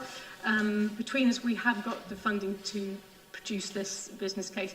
As Tom mentioned earlier, the contracts are due to be signed because the Network Rail's team who did the outline business case are kind of there, in place, ready to go. So if we can get this signed off now, the contract in place, then they can get on with the full business case work very quickly. So I would urge you to support the report. Thank you. Thank you. Alex, do you want to speak now or reserve your right to reply? Okay. Do we have any questions for Louise? Okay, Lawrence. Thank you, Lord Mayor. Yes, I welcome this whole idea of reopening the Cowley branch line. One thing that came to my attention last week was that the county are looking at, voted to spend some money on looking at reopening the line up to Witney and beyond. And I wondered whether there was any scope for working with the county on the Cowley line to look at whether this would form the basis for a suburban rail network for Oxford. Cabinet for Development is looking at me and shaking his head strongly. So I'll probably let him answer that. But I'm sure there'll be ample scope for ambitions around that, but this is a very precise, specific report. I think it would be very easy. I think many of us who've been around a long time have long experience of substantial sums of money being spent on kind of pursuing slightly vague aspirations. The issue here is this is categorically not a vague aspiration, and as the funding mechanism makes clear, it's one that we can realise using tools at our disposal. I think the Cowley branch line proposals are massively far in advance of the still very hypothetical Witney discussion. Not least, there is track and signalling and trains currently there in Cowley, there isn't even a track bed or a route to get to Whitney yet. So I think there's still some distance apart. I'm sure all power to colleagues in West Oxfordshire's elbow to get the Whitney project, but I think we don't want to link this to that at this stage. I think that would be inappropriate. Thank you. Any other questions? Yes, Sarge. Thank you, Lord Mayor. With your permission, comment and a question. So I welcome this report, and I think this report or this project is quite a few years late. So this should have happened a long time ago. And equally, the question I want to raise is, would you raise and also would you support the same idea in the south and the north of the city, where you got two railway lines lying? For example, you got a Red Bridge Park and Ride. Equally, if you stick a platform behind it, people can park, and if we are serious about people not to driving in the city, so give them the alternative. So the Cowley line is great. Whenever it happens, let's hope you get the funding and this become active. Equally, you have same opportunity, the south of the city, building something behind the Red Bridge where the railway line runs, running a couple of carriages into the city. Same equally, you got railway lines coming from the north side of the city, so you can have something get done Wolvercourt somewhere to let people come on the couple of carriages to come in. Would you support the idea? I think maybe Alex is going to respond again. I was just going to say that in answer to that question, what we have is two specific sites identified in the local plan, which the rail industry have signed up to.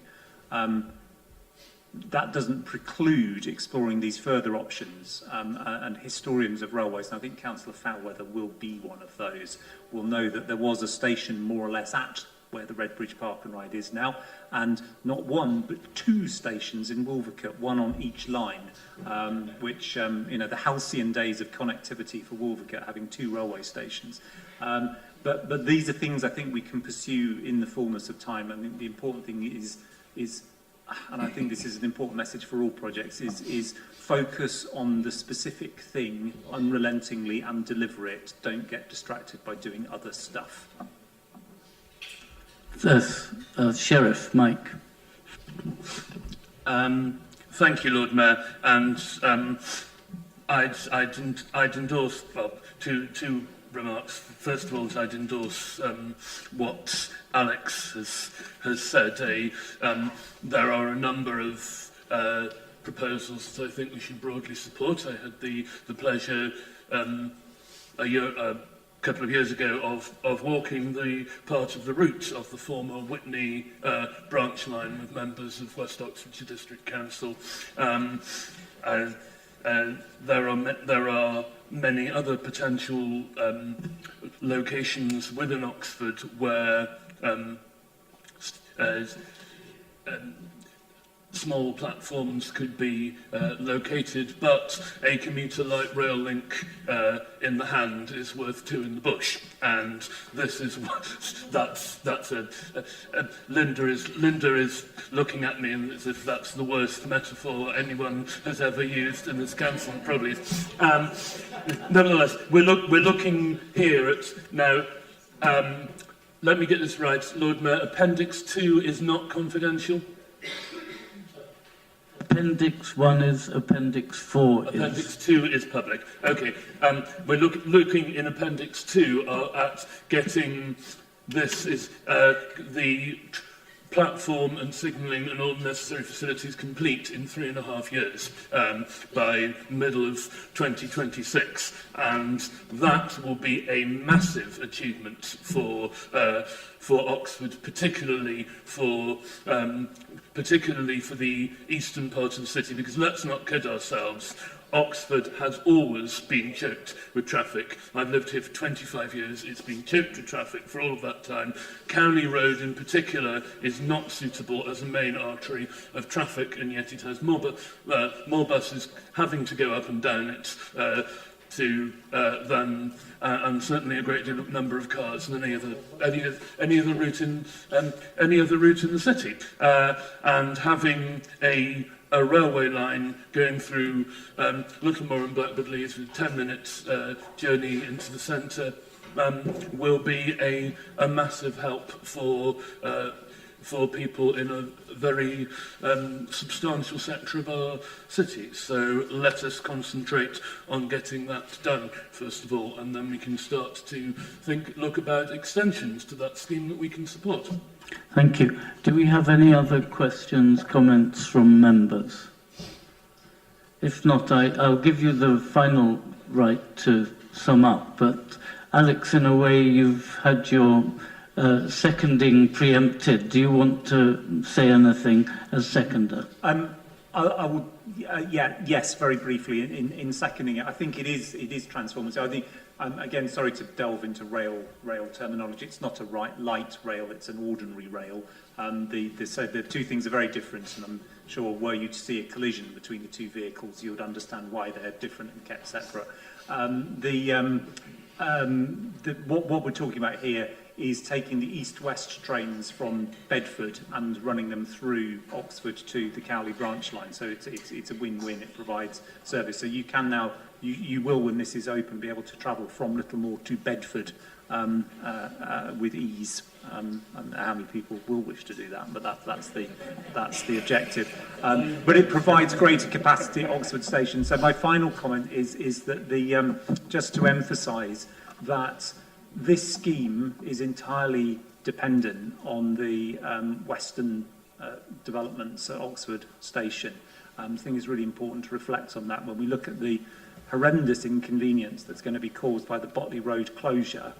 If that doesn't happen, then this doesn't happen. That is it's not a likely thing. That is a guaranteed thing. Cowley branch line will only happen if the western side of the railway station happens. And I think when we talk to our constituents across the city who are going to be affected, and outside the city, of course, who are going to be affected by that closure and inconvenienced by it, I think we need to include the Cowley branch line as one of the critical benefits that comes from it.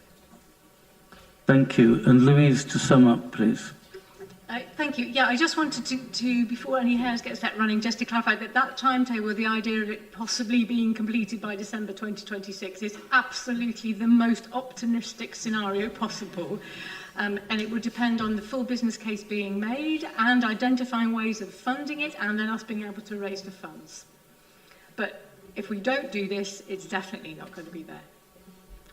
Thank you very much. I think we should now, sorry, I'm jumping so far ahead.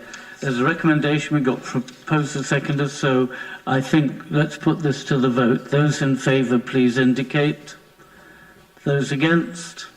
Again, wonderful record, unanimous. Thank you very much indeed.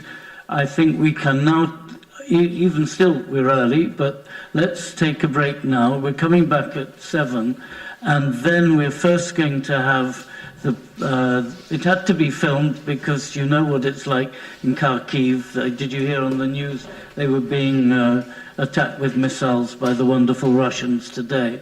So rather than be hostage to fortune, we have a film from the mayor of Kharkiv. And so those of us here and anyone too near the screen should move further back to be able to see that bit of the presentation at the start of the meeting at 7 o'clock. So, see you back here at 7 o'clock.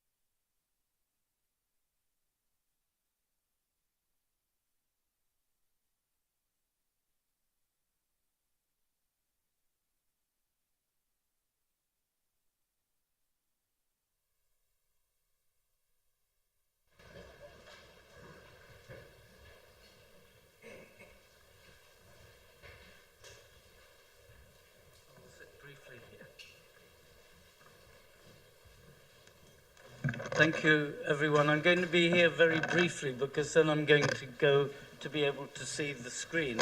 But you may wonder, at the back we have Sergei, who is here from the city of Kharkiv. So he's going to take, just during this item, the presentation by the mayor and then the response by Ed. So he's going to take some pictures to send back to Kharkiv. So thank you very much. People here better go to be able to see the screen.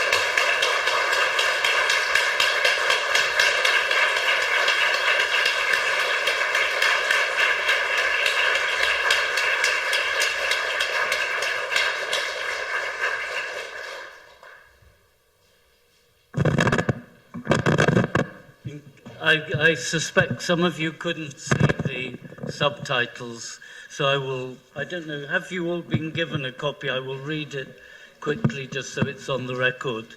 My dear Lord Mayor, dear members of the Council, dear guests, I'm pleased to welcome you on behalf of the citizens of Kharkiv. Thank you for the opportunity to address you at this time when Ukrainian-British relations are at an all-time high. We honour the people of Great Britain for their solidarity and support of Ukraine in our fight against the Russian aggressor. I believe that the United Kingdom and the City of Oxford in particular understand our circumstances because more than 70 years ago, Britain, like Ukraine today, suffered from the enemy attack. Kharkiv was one of the first cities to receive the enemy's treacherous blow, but the city has survived and overcome almost all of the difficulties. Even in the most difficult times, Kharkiv's municipal enterprises, services sector, and local authorities continued to work. For the extraordinary bravery, courage, and heroism of its residents, Kharkiv has been awarded the honorary title of Hero City. Kharkiv and Oxford have a lot in common, for they are the centres of education and science, culture, and art of their regions. Our cities have long university traditions. In my opinion, the very fact that Kharkiv has chosen the European path of development is one of the reasons for the extreme cruelty of our enemy. Despite the huge losses and damage, we are confident about the future. In building bilateral relations at the level of territorial communities, such as Oxford and Kharkiv, we see an opportunity to involve the best practices of world experts in the restoration of Kharkiv. Dear ladies and gentlemen, let me once again express my gratitude for your support. I look forward to meeting you in a peaceful, rebuilt Kharkiv. Thank you for your attention.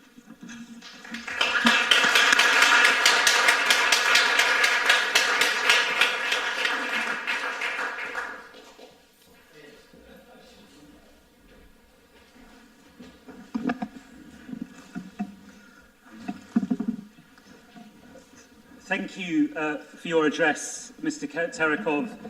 And first of all, may I express my solidarity with the people of Kharkiv and all of Ukraine as victims of Vladimir Putin's disgraceful war of aggression. I've been as humbled and impressed by Ukraine's resistance as I've been saddened by the appalling nature of Russia's attacks on Ukrainian territory and Ukrainian civilians. I'm glad that many people in Oxford are supporting Ukraine. In the early stages of conflict, supplies were gathered, notably by Oxford's Polish community, and transferred to Ukraine. And of course, we've been in contact with our twin city, Wrocław, which has close links to Lviv. I'm especially heartened that so many people in our city have opened their homes to people from Ukraine, while others are giving of their time to assist those who are here in Oxford.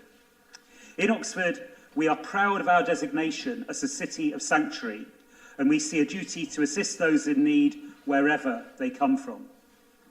Oxford values its international links, and we are, of course, open to expanding these. The exact designation of a link is much less important, in my view, than what actually happens in contact between cities, and in particular, between people of different cities.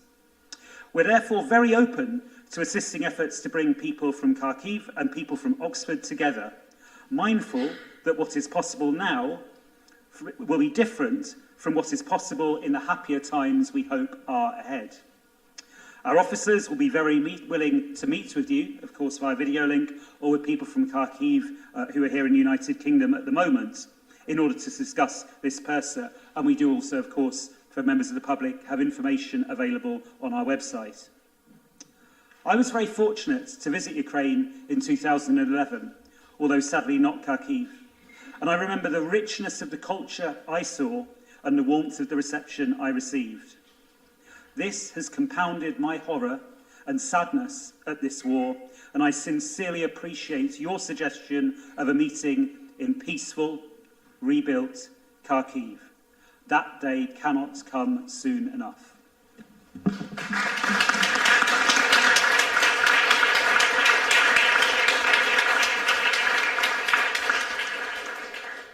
Thank you very much. Sergei, who is sitting at the back, he's been filming this to send back to the City Council in Kharkiv, and I hope they are pleased, I'm sure they will be, with the very warm reception that the presentation from the Mayor has received from this council. There are some Ukrainian students who I informed that Sergei was here today, so he's now going out to join them. Some are from Kharkiv, so he's going to go and meet them outside. But thank you very much for coming, and our greetings, obviously, to your city, especially like yesterday with a dreadful another wave of missiles from Russia. Thank you very much.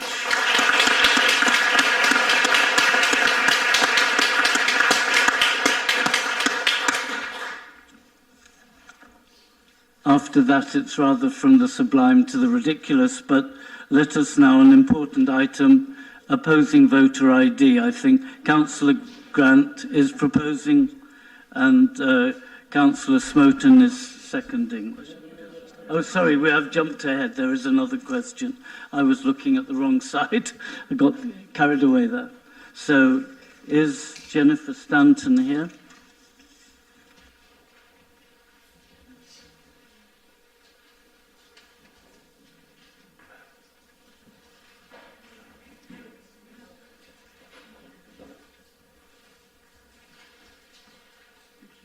Thank you very much for letting me come and ask this question. Oh, is it not on? Thank you very much for letting me come and ask this question. Oxford City Council declared a climate emergency in January 2019, one of the first councils to do so. But 4 years later continues to bank with Barclays, the largest funder of fossil fuels in Europe. Last November, Extinction Rebellion presented a letter to the City Council asking that they move their account away from Barclays Bank. Council leader Susan Brown responded that Barclays had the best social and ethical record among banks which tendered for the account.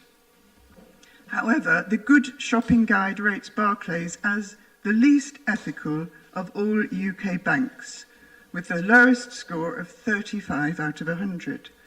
Meanwhile, Barclays continues to invest billions in fossil fuels. It is therefore unconscionable for the City Council to continue to bank with Barclays. Will the City Council commit to moving its account within the next year to a bank that is not contributing to the climate emergency through investment in fossil fuel extraction and use, by putting the account out to tender with the requirement of no direct investment in fossil fuels as part of the tender? Will the City Council also inform Barclays Bank that the reason for re-tendering their account is Barclays' extensive funding of fossil fuels?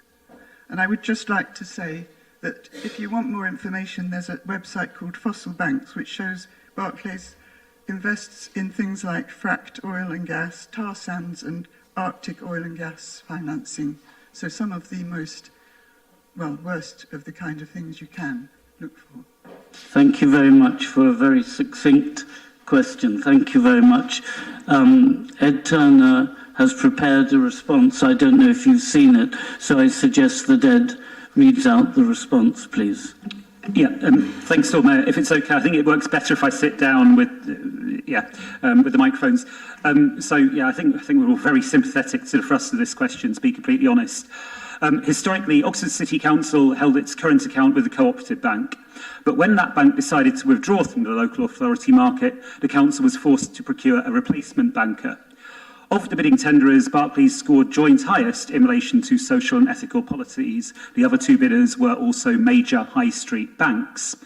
This is about our current account, not our investments. We would obviously have welcomed a wider choice of bank, but there are limited banks willing to operate in the local authority current account market, and the council can't function without a current account. The council does engage with Barclays on environmental, social and governance matters. It's a subject at each of the account manager meetings, and I'm told by the officers that attend those that the officers are very insistent on pursuing these questions in those meetings. They also ask for ESG information from all of our other counterparties and challenge them on this area as well. Clearly, the council takes climate change and the efforts to combat it very seriously, and we will continue to undertake our own measures towards change and work with our suppliers and customers towards a sustainable future. The approach that Barclays say they take to influence their customers to move away from harmful environmental activities and make targets gradually tighter is an approach taken by others as well. Other banks who work within the local authority market take a similar approach and have targets relating to 2050 alongside Barclays. The Council has a commitment, in line with local authority codes of practice, to consider the environmental, social and governance ratings of its counterparties when considering its treasury management policies. The ESG is a rounded measure of the sustainability of a company and its practices. Of the banks that are active within the local authority market, and again, there are 3 that bid, and there aren't more dealing in current accounts that we're aware of. According to the ESG rating agency Sustainalytics, Barclays had the best of the ESG ratings. That being said, I have to be honest, I very much sympathise with the thrust of the question, and we would welcome a wider choice of banks next time. And of course, environmental, social and ethical policies will be part of that procurement. Thank you very much, and thank you for posing your question. Now we sadly have to move on to the rest of our business, but no, you can't respond, I'm afraid. But thank you very much for your question. Okay, let us now. Thank you. Come on.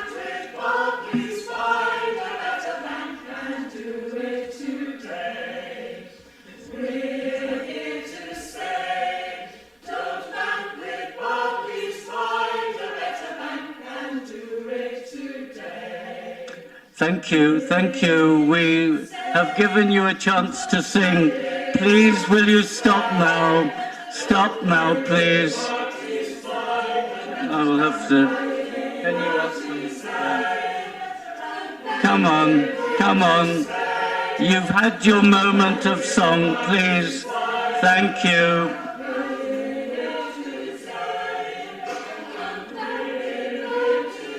Thank you.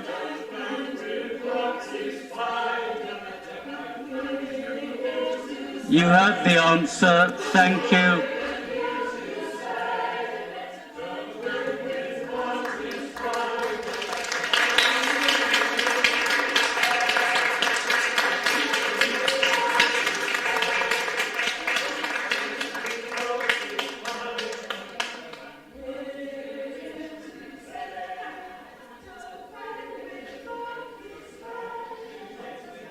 That's the most musical council meeting I've been to. Thank you very much. I think we now come to the questions on the motion, for debate. I'm now trying to find them in my papers. Here we are, somewhere here. Have you got them here? So the first one is the one I was jumping the gun and said Andrew Gant is going to propose instead of Tom Landell-Mills. And Chris Moten is going to second it, and you will have the right to speak after Andrew's spoken or reserve your right to speak later. So Andrew, would you like to introduce your motion, please? Thank you very much, Lord Mayor. Delighted to do that. Let's hope a musical interlude becomes a regular part of our council meetings. I hope and expect that this motion will receive cross-party support. So perhaps we can get through that expeditiously. It's very clear what this is about. This government is trying to solve a problem that doesn't exist. When it comes to anti-democratic legislation, America has been ahead of us. So let's listen to what the American Civil Liberties Union says. Voter identification laws are part of an ongoing strategy to roll back decades of progress on voting rights. Minority voters disproportionately lack ID, in-person fraud is vanishingly rare, and voter ID requirements are a solution in search of a problem. Well, we're not America, of course, but we are still doing the same. Let's listen to the words of our own Electoral Reform Society, which describes it as voter ID, an expensive distraction, and tells us that millions of people lack the strict form of ID, that research shows that more disadvantaged groups are less likely to have ID, that the government's own figures suggest, and this rather took me back, so I'll just quote it, that over a decade this is going to cost £180 million, and that there is a 90% confidence in the safety of our voting system among voters. And rightly so, because in 2019 there were 33 allegations of impersonation out of 58 million votes cast. Well, that's not a bad percentage. Layla Moran MP has campaigned vociferously on this when the government brought it in December. She commented, "Defending our rights and our democracy are extremely important to me," and quoted two constituents. Young people in Oxford are very concerned. One is said that she is really worried about what the changes will mean for voting amongst young people.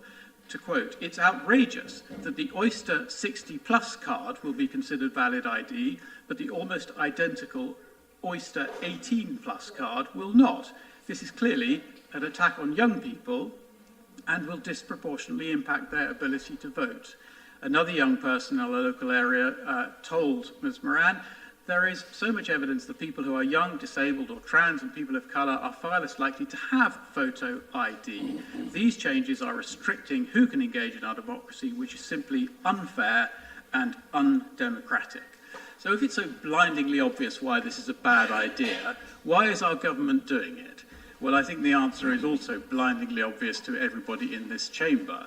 It's because it makes it harder for people to vote. Can you pull it together, your 3 minutes? Vote for the Conservative Party. That is why they are doing it. It is of a piece with their anti-democratic instincts, the way that they have attacked the judiciary and tried to limit the restraints on the executive. It is a bad idea, it is not needed, it is anti-democratic, it is unfair, and it needs to be resisted at every opportunity.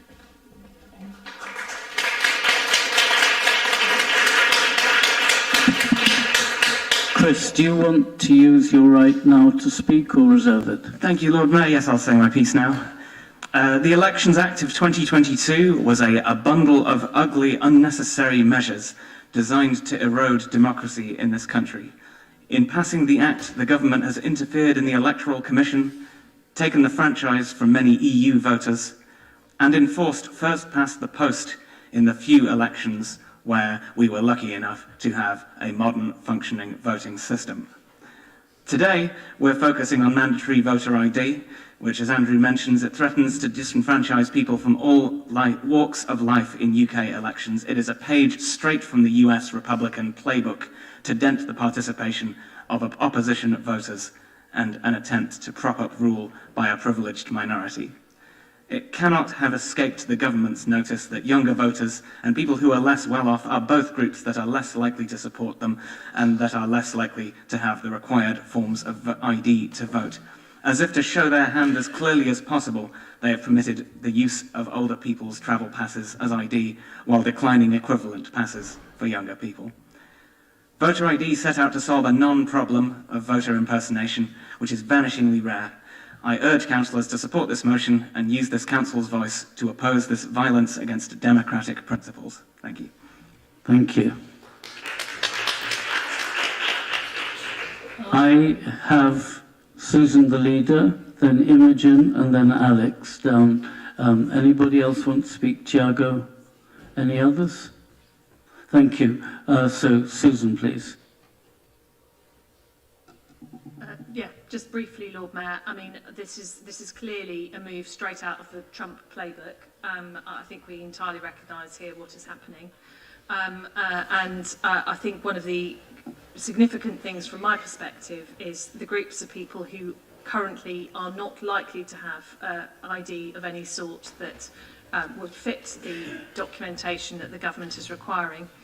There is, as well as the groups that have already been identified, and particularly young people, we know that people of lower socioeconomic status are less likely to have passports, driving licences and other forms of ID that would fit these requirements. And again, we know that this is a group of people who are less likely to vote for the Conservatives. So I think we are very, very clear as to why this is being done. It is totally undemocratic. It is an absolutely fundamental right that people fought for many, many years to ensure that everybody in this country was entitled to have a vote. And this government seems intent on taking it away from anyone who dares to think that they might not vote for the Conservatives. So I thoroughly support the motion and will be voting for it. Thank you. Thank you. Imogen.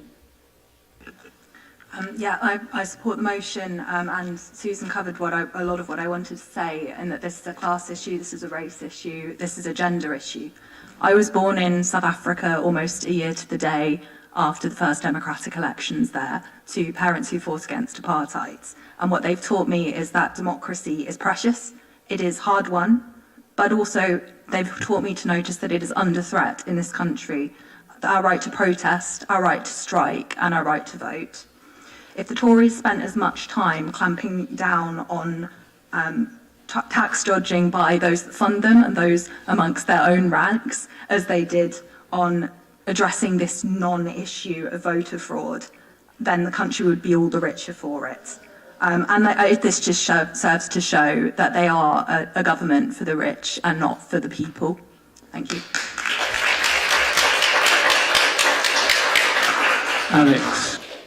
I fully support the motion. It sounded familiar, and in fact some of the text sounded familiar that's been mentioned, because we passed an identical motion exactly a year ago. It was familiar because I drafted the relevant bit of it. Hosnia drafted most of it, but the paragraph in question was mine. The thing I wanted to draw attention to was that the number that was expected to be disenfranchised by this is 2 million. The number of people convicted of voter fraud in 2017 was 1, as is a problem, a solution in search of a problem on a fairly grand scale. But I did want to just reflect on and sound a note of warning. This isn't just a wicked proposal, it's a clever proposal, because the more that people like us here, the movers of the motion, and it's Andrew or Chris or Susan who's spoken, the more we raise our concerns about what the Tories are doing, the more we will signal to people that it's going to be too difficult to vote, and we will have achieved what they want this legislation to achieve. So we have to be careful about how we oppose this, and we have to be careful about how we address it. It's a nasty, vindictive, wicked thing that they are doing. It is profoundly undemocratic. We just have to be careful not to do their work for them. Thank you. Tiago. Thank you. Thank you, Lord Mayor. I would like to say I support, of course, this motion, but I would like to share the experience in Portugal. In Portugal, to vote, we need the ID, but the problem we have, to everybody have ID, and in UK we don't have that. And this is, I think, is the key point. And this is why I feel very, very, very strange when I see this Conservative government want to implement that, because in my perspective it should be different. We should have actions really to promote more people vote, not create barriers for people to vote. And this is why I feel very, very strange that. Another thing also to share in Portugal, if you forget to come with your ID, it's cultural, everybody have ID in your pocket, but if you forget, you can vote if 2 people recognize you and sign off to say, yeah, this is the right, this is the person to vote. I do want to share this point and to say thank you very much for this motion. I will support this motion. Thank you very much. Thank you. Hosnia also indicated, please. As Councillor Imogen Thomas indicated, it really is a race, class and gender issue. I'm a councillor in Northfield Brook, which has one of the lowest rates of voting in council elections. And clearly, class is a huge factor there. Capacity and the fact that a lot of people don't have passports, and having driving licenses and passports, it is clearly a class issue. And with my other hat on, with the Migrant Champion hat on, one of the councillors from Cambridgeshire County Council, who's involved with our Migrant Champion Forum, which is due to be launched on 23rd of February, she actually put a motion forward in support of non-EU and non-Commonwealth citizens who don't have a democratic say in electing local representatives to get the right to extend the right of voting in local elections to them in the same way that EU and Commonwealth citizens do. So I hope that, though I agree with Alex that clearly the government is very good at manipulating the media, some of which they run, as we know from YouGov, I do think, and other polls, I do think it is important that we do the work on the ground where we are as local councillors to push back against these kind of tactics. So thank you for bringing this motion. Thank you. I believe we probably are airing similar issues now. I'm going to invite, if that's okay, Andrew to sum up, and then we can proceed to a vote. Well, thank you, colleagues, for your support and for some interesting insights. To Tiago for bringing an insight from a fellow European democracy that had its own share of issues in getting to that situation. To Councillor Thomas for reminding me rather worryingly that there are councillors in this chamber who were born after the first democratic election in South Africa, which makes me feel very old because I remember it very well, as I'm sure many of us do. And to others for their comments. Just to pick up on what Alex said, of course the reason the motion has come back to relevance is that the government has now given us the detail about forms of ID and all that kind of thing.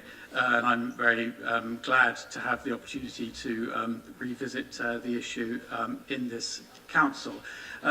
There is a debate to be had about, the extent to which we need to draw people's attention to this. I think my instinct is to tell people the truth, frankly.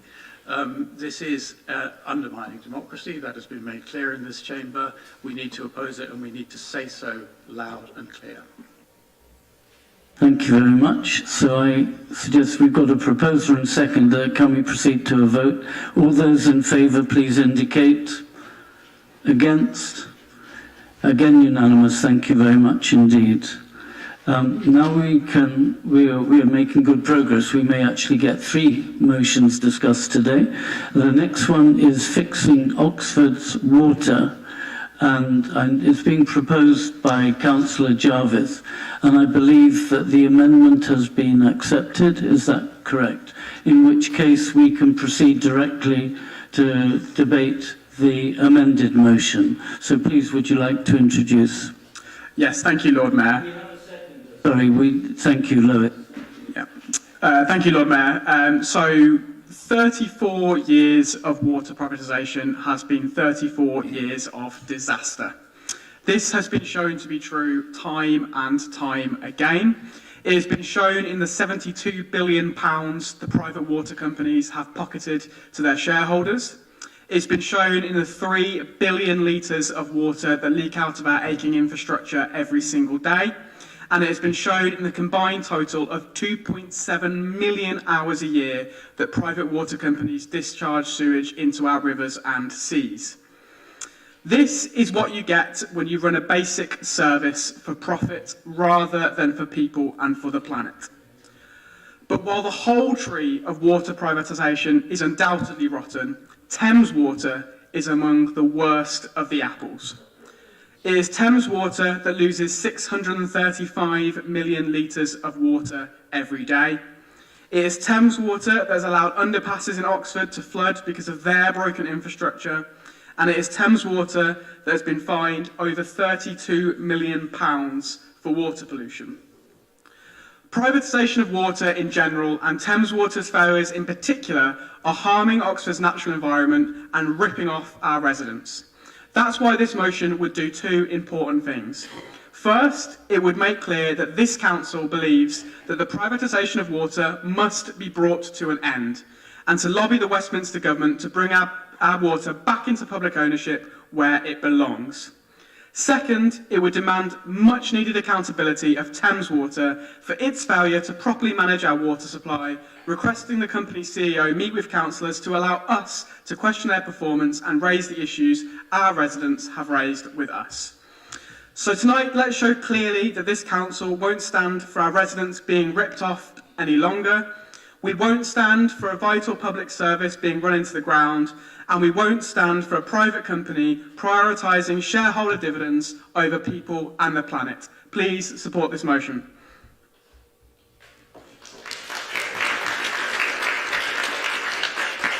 Lewis, do you want to speak now? Yes, please. Or reserve your right? You want to speak now. I will speak now. Thank you.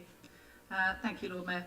In 2023, it is utterly shameful that shareholders in our water companies make huge profits and water bosses take home massive pay packets, whilst the companies continue to dump raw sewage in our waterways, lose huge volumes of water through leakage, and charge customers too much for providing a basic human need. Here are some eye-watering figures to digest. On pay and dividends, 72 billion has been paid to water company shareholders in the last 30 years. Our Thames Water CEO, appointed in 2020, is paid £2 million a year. On leaks, monopoly water companies lose 20 to 25% of water from their mains. On sewage, Thames Water discharged raw sewage into the River Thames and its tributaries, including the River Windrush, Tame, Evenlode and Och, 5,028 times in 2021, according to data analysed by the Oxford Rivers Improvement Campaign. And in 2021, for more than 68,000 hours, Thames Water dumped untreated effluent into the river systems around Oxford. Councillors will recall that a section of Wolvercote Mill Stream at Port Meadow was designated as an official bathing area in April 22. But in November 22, the EA announced that the official status of that water at the bathing area in Wolvercote had been designated as poor, the lowest possible rating. The data indicates E. coli and intestinal enterococci were present at levels higher than it is safe to swim in. And in the case of intestinal enterococci, the levels were more than twice the recommended amount. And even today, from last Thursday up until this very morning, for over 100 hours, raw sewage was being continuously discharged into the Windrush, which flows into the Thames and then through our city. And looking to the future, the situation is dire and the water company's plans to improve our water infrastructure are inadequate. It's estimated that Oxford and Witney treatment works can currently only cope with 62% of the capacity needed for our population. And future development in Oxford will put further pressure on our inadequate infrastructure, and certainly residents in West Oxford are already asking how the sewers will cope with the new developments coming to our area. And the broken pipe on Botley Road is not likely to be fixed until next summer, putting cyclists at greater risk every day. So to conclude, the current system of monopolised private water companies stinks. We cannot continue to reward failure, and we need change now, and we need to clean up this mess. To end leaks, stop sewage discharge and cut bills, we need to take water supply back into public ownership. I urge you to support this motion.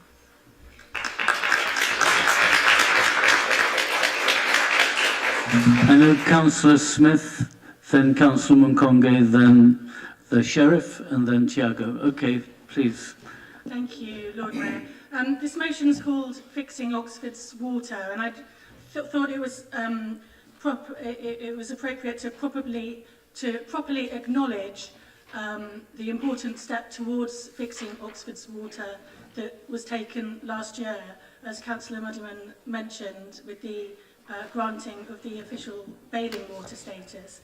And really, you know, to acknowledge the fact that that started with a cross-party motion in this chamber, and that went on to support a great deal of work in a partnership, the Oxford Rivers Project, which this council was very proud to be part of and to support, but which really harnessed the work, the energy of hundreds, if not thousands, of volunteers across Oxford who worked as citizen scientists testing the water, who volunteered to survey river users, whether they were fishing, swimming or boating, and many, many more who just answered questionnaires about their own river usage.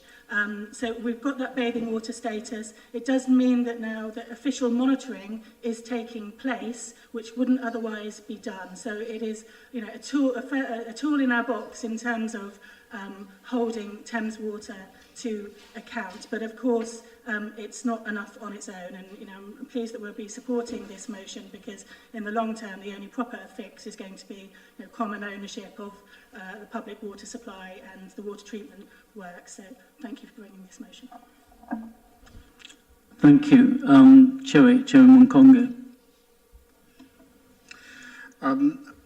First of all, I just want to thank Councillor Jarvis for bringing this motion to us, and obviously Councillor Madman for supporting it, and obviously for our colleagues, Councillor Wrighton and Hunt for the amendments.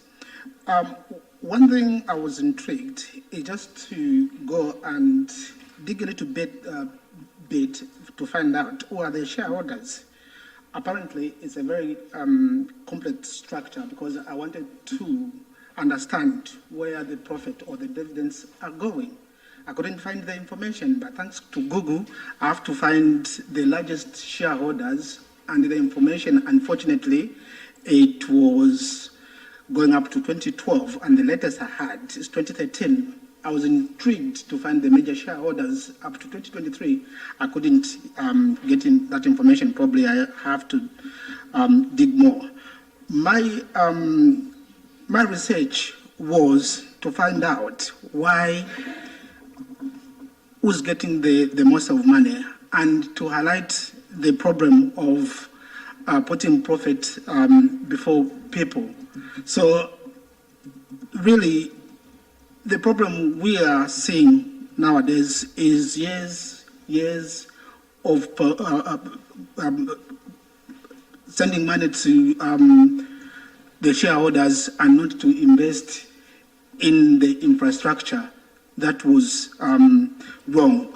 392 million over the period has gone to the shareholders. If only 50%, 10%, 5% could have been invested in the leagues, then we could have a brilliant water services. So I support this motion as a cabinet member for leisure and parks. I also call upon to bring it in the public hands, but we can only bring it in the public hand with a responsible government in power. Thank you. Thank you. Mike Rowley, Sheriff. Thank you, Lord Mayor. As colleagues have alluded to, this council has done a great deal to try to clean up Oxford's water, including, of course, getting bathing water status for the River Thames.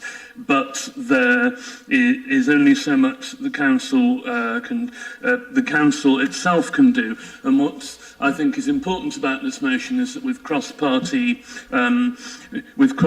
support, we are now going to have a campaigning position that the only answer to the problems, the pollution and the wastage of water in Oxford is to take Britain's water into public ownership.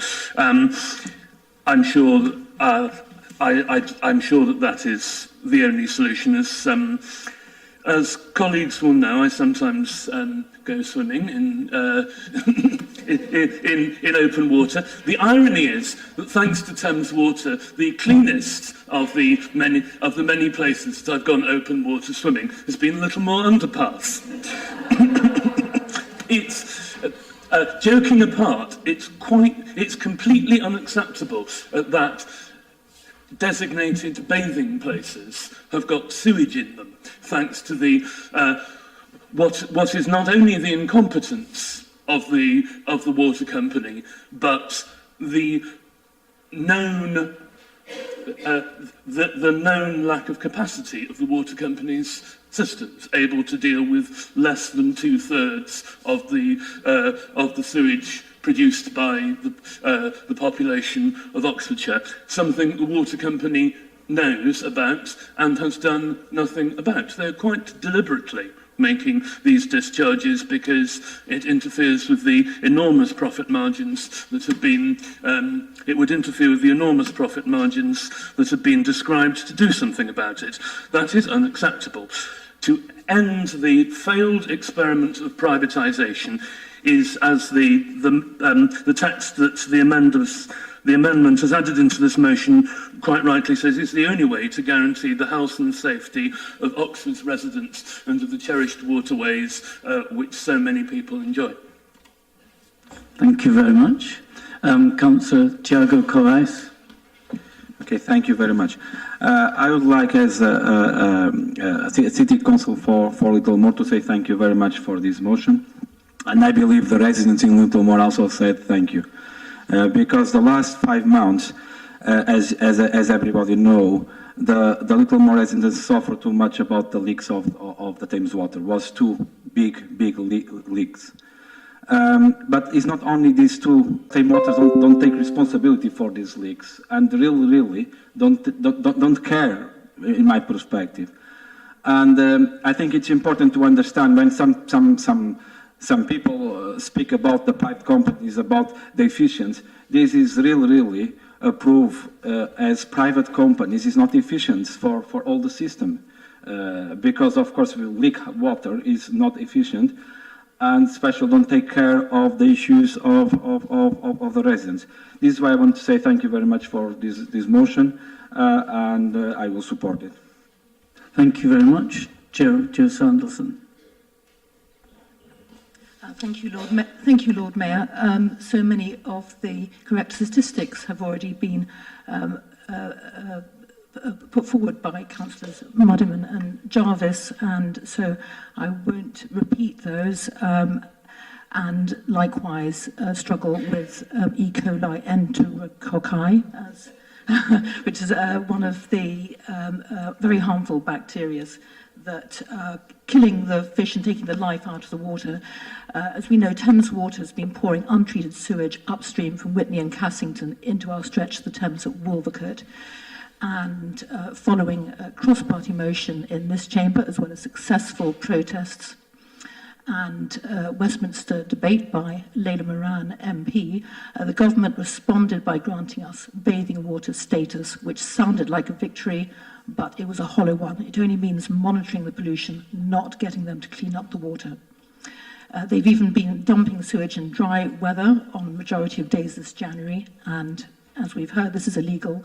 Large local developments being built nearby will put more strain on an already vulnerable system. Oxford North alone, Labour's great idea not, is building 1 million square foot of office space just up the road from Port Meadow, and pressure is mounting now on the sewage system. Harmful chemicals from agriculture runoff also affect water quality. We need a system that's going to work sooner than the nearly 30 years we've been promised. In Sweden, they separate rainwater from sewage. Installations lead stormwater away in separate pipes so that foul water doesn't end up in rivers. Why aren't Thames Water upgrading their treatment system like this? Thames Water's Director of Strategy, Catherine Ross, said in the Oxford Mail she was putting £9 million into upgrading Whitney's sewage treatment works. 4 days later, she told Radio 4 Today programme it was going to be 8.5 million. At that rate of cutbacks, there'd have been nothing left by last Saturday. Then I read on Saturday it was going to be 15 million, so that abacus is in very poor shape. However, we know they made £500 million in profits the first 6 months of 2022, so there's no shortage of funds for shareholder dividends, whatever they say. As for salaries, £3 million package for the CEO of Thames Water and management bonuses for her and the Environment Agency. Its head, Sir James Bevan, defended his own and other top executives' large bonuses, saying, "I think we do tough jobs and experience some stresses and strains that no one else has to carry." Well, he should try being a city councillor. And this after acknowledging some of his own staff used food banks. Oxfordshire and elsewhere has seen the official regulator Ofwat, DEFRA, the Environment Agency and Thames Water play a game of ping-pong over our heads, avoiding any real accountability. Can you pull it together, please? Sure. Let alone proper communication at the top, despite the hard work offered by ordinary people in these agencies. Environmental campaign group World Justice are taking legal action against Ofwat, which has revealed shocking failings. It's not so much Ofwat, but off where. We need joined-up thinking and action. Thames Water say putting untreated sewage into the rivers is unacceptable to them. We say the same, and that it stinks. The system is opaque like the river water. I hope everyone on all sides of the chamber will join me in saying, clean it up now. Thank you. I have a feeling that there is great consensus here, but I will allow the other councillor for Wolvercut, Stephen, and finally I'll let the leader say a word. But that's it, and then we will go to a vote. Stephen. Thanks very much indeed, Lord Mayor. Well, she's too modest to mention it, but like the Sheriff, my ward colleague is one of those hardy souls, of whom there are quite a few in our ward. Wolvercut Bathing Place is rightly famous, who enjoys what I believe is called wild swimming. And I have to admit, I've got absolutely no idea of the attraction at all, especially in this weather. And I would myself be deeply reluctant to participate, even if the water quality were impeccable. But it's quite clear that the only reason why people should be reluctant to take a dip in the Thames is that they are, like me, wusses. The notion that you might become deeply ill because of wild swimming, because of the pollution in the water, simply shouldn't be a factor, and it's a shameful matter that it is. But I'd like to remind colleagues of another significant aspect of the scandal that we're addressing here tonight. In the context of a climate emergency, river and waterway pollution is a menace not only to wild swimmers, but also to the environment as a whole. To have an irresponsible company like Thames Water pouring raw effluent into our waterways is damaging to fish and to birds and to water-going mammals, to the environment in its entirety. And it's happening, as colleagues point out, to protect the company's profit margins for no other reason. I hope and expect that colleagues will pass this motion overwhelmingly. Thank you. Susan. Thank you, Lord Mayor. As someone who grew up in Oxford, swimming in Wolvercut Bathing Place, not in the winter, I have to tell you, but at least occasionally. And at one point we even had like freshwater mussels, and the river actually got cleaned up a lot. And we are now going backwards. We're now going backwards big time in terms of the amount of pollution that is going into our rivers. And it isn't acceptable. It's absolutely disgraceful that one of the very first tweets I saw on New Year's Day was Thames Water telling us that they were polluting our rivers. You know, Happy New Year from Thames Water. We're pumping your rivers full of sewage again. And that's been a practically daily occurrence for weeks and months. So I think we are all agreed that it's totally unacceptable and that Thames Water have a big job to do to convince us that they are a responsible authority. And the truth is it's bigger than that, isn't it? It is about government regulation. It is about a whole change in the way that water is regulated and owned and managed in this country. Not least because of some of the issues that have been raised by Councillor Samuelson. The agricultural impact on our water systems is huge. It's not something that would be in our ability to regulate as a local authority without much agricultural land, but it does have a huge impact on the rivers that flow through our city. So we need our government to take this seriously, and we need water companies to take this seriously. It would be wonderful if Thames Water were to turn up and actually agree to have some debate with us. We'll have to wait and see if, having passed this motion and asking Joey to write a letter, whether that actually happens. I would very much welcome it if it does, and I think we'd all have a lot of questions. So I commend the motion to everybody and will be supporting it. And now, Chris Jarvis, would you like to sum up for the motion? Thank you, Lord Mayor, and thank you to everyone who's spoken thus far, and for the many words that could be said about Thames Water, and indeed those that have been today. Given that there appears to be consensus, I won't take up any time. I'll just say that, as we have made clear today, water privatisation is a legalised scam. Please vote for this motion. Thank you very much. Now, all those in favour, please indicate. Against? Abstaining? Again, yet another unanimous vote. Thank you very much. We now where there is an amendment which I believe is still being tabled, has not been accepted by Councillor Aziz. Is that correct? We have accepted the amendments. Yeah. So, therefore, we are going to be debating the amended motion. So, with that, that makes it easier. So, would you like, please, to...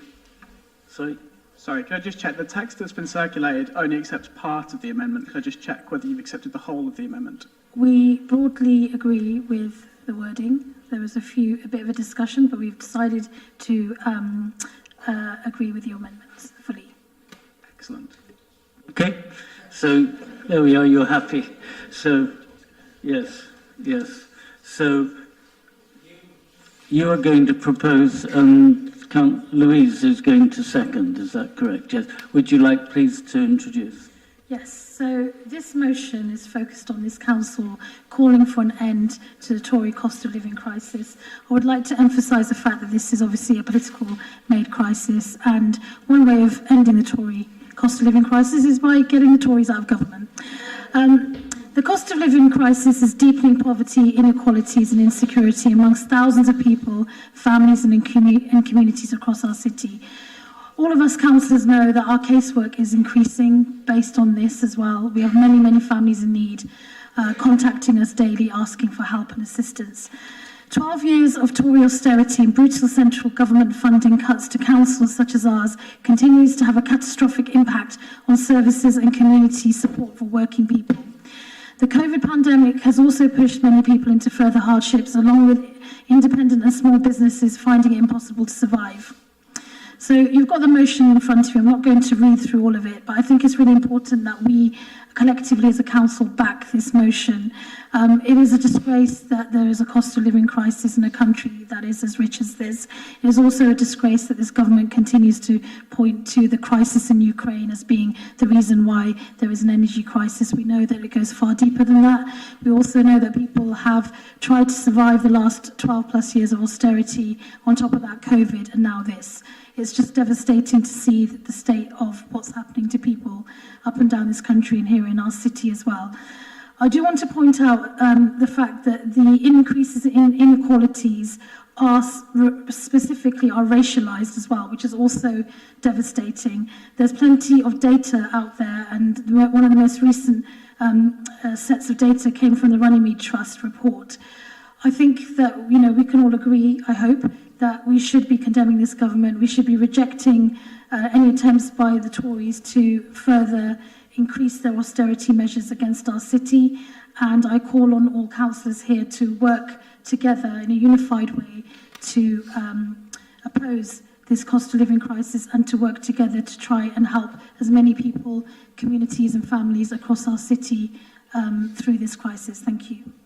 Thank you. Now, I need to check. Louise, you're happy to go along with the amendment, the amended motion, yes? Yes, I am. And I'm looking to fellow councillors. Are we willing to go along with the amended motion? Yes, so we're going to debate that. So, do you want to speak now, Louise, or wait? I'll have a quick go now. Thank you. There was a cartoon in Private Eye last week, which was a group of people sitting around a table clearly meant to be Tory politicians. And one of them is saying, what we need is a good economic argument for feeding hungry children. And I thought, well, I could give you some moral and social reasons why you should, but I think we could probably give them lots of good economic reasons too. Hungry children don't do well in school, which means they'll end up less well qualified and less able to get productive jobs.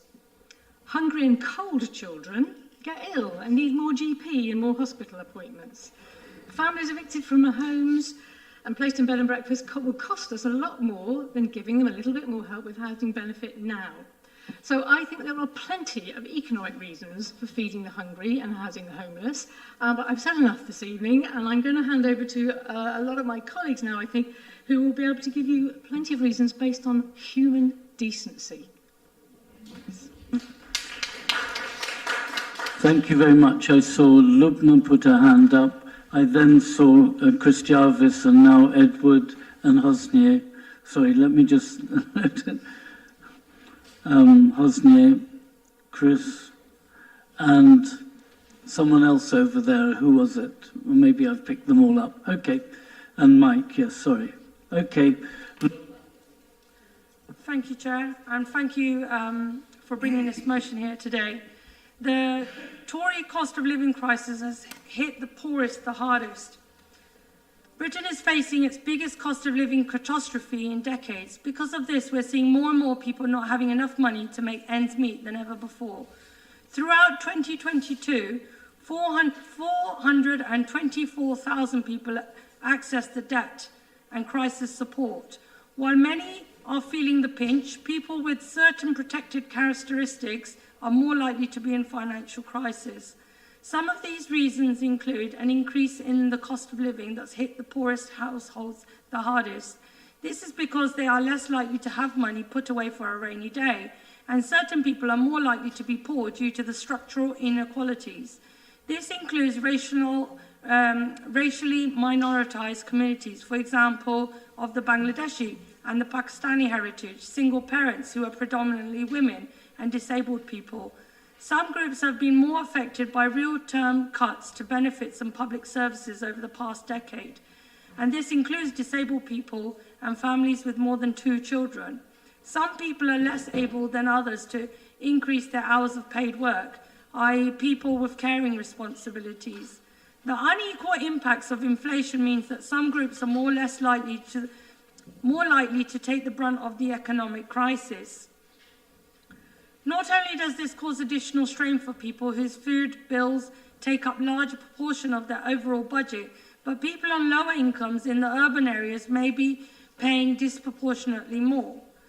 The only way of effecting the real change is to support this motion, to challenge these, and it's an essential part of our advocacy function to do our best. Just closing, I'd just like to say, we can also see that women are more likely than men to access food bank support, which thankfully we've got in Oxford.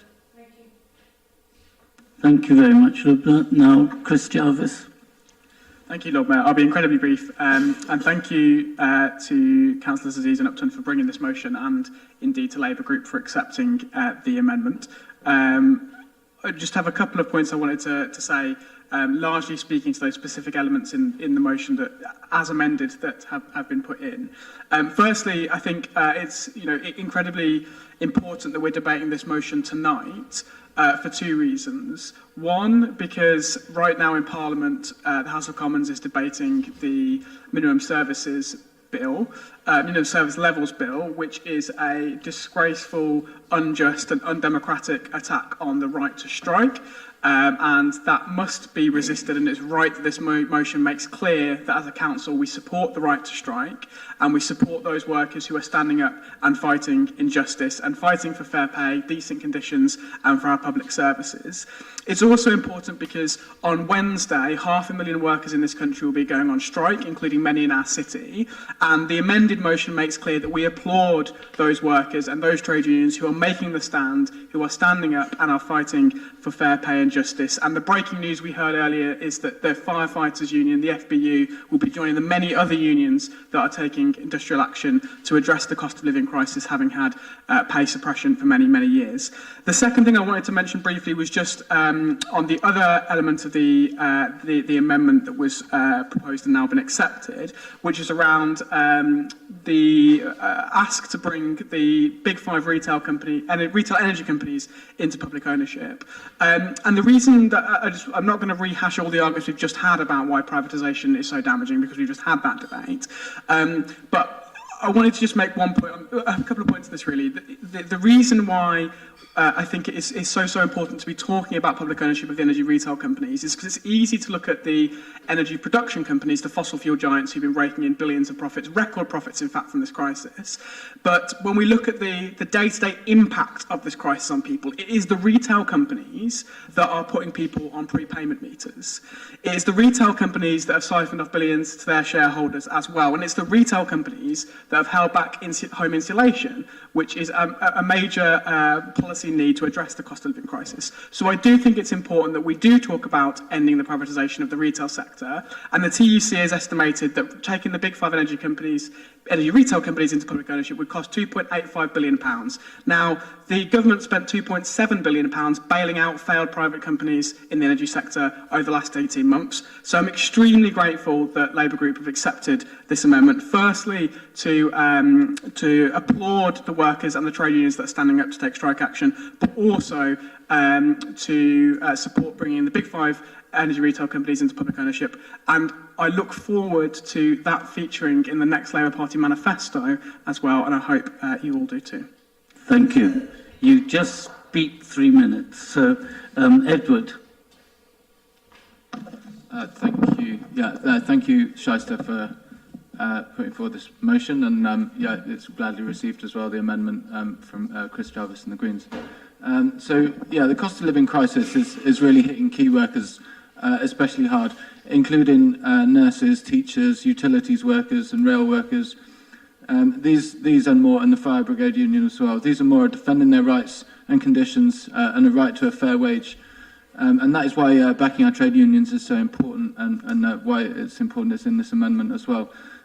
People may have been aware that on the 22nd of this month, last week Sunday, there was a huge rally in the town hall where nurses, lecturers, rail workers, postal workers who've been on strike locally were represented at the event, as well as Fire Brigade Union members with their General Secretary, Matt Rack, who was an incredibly inspiring speaker.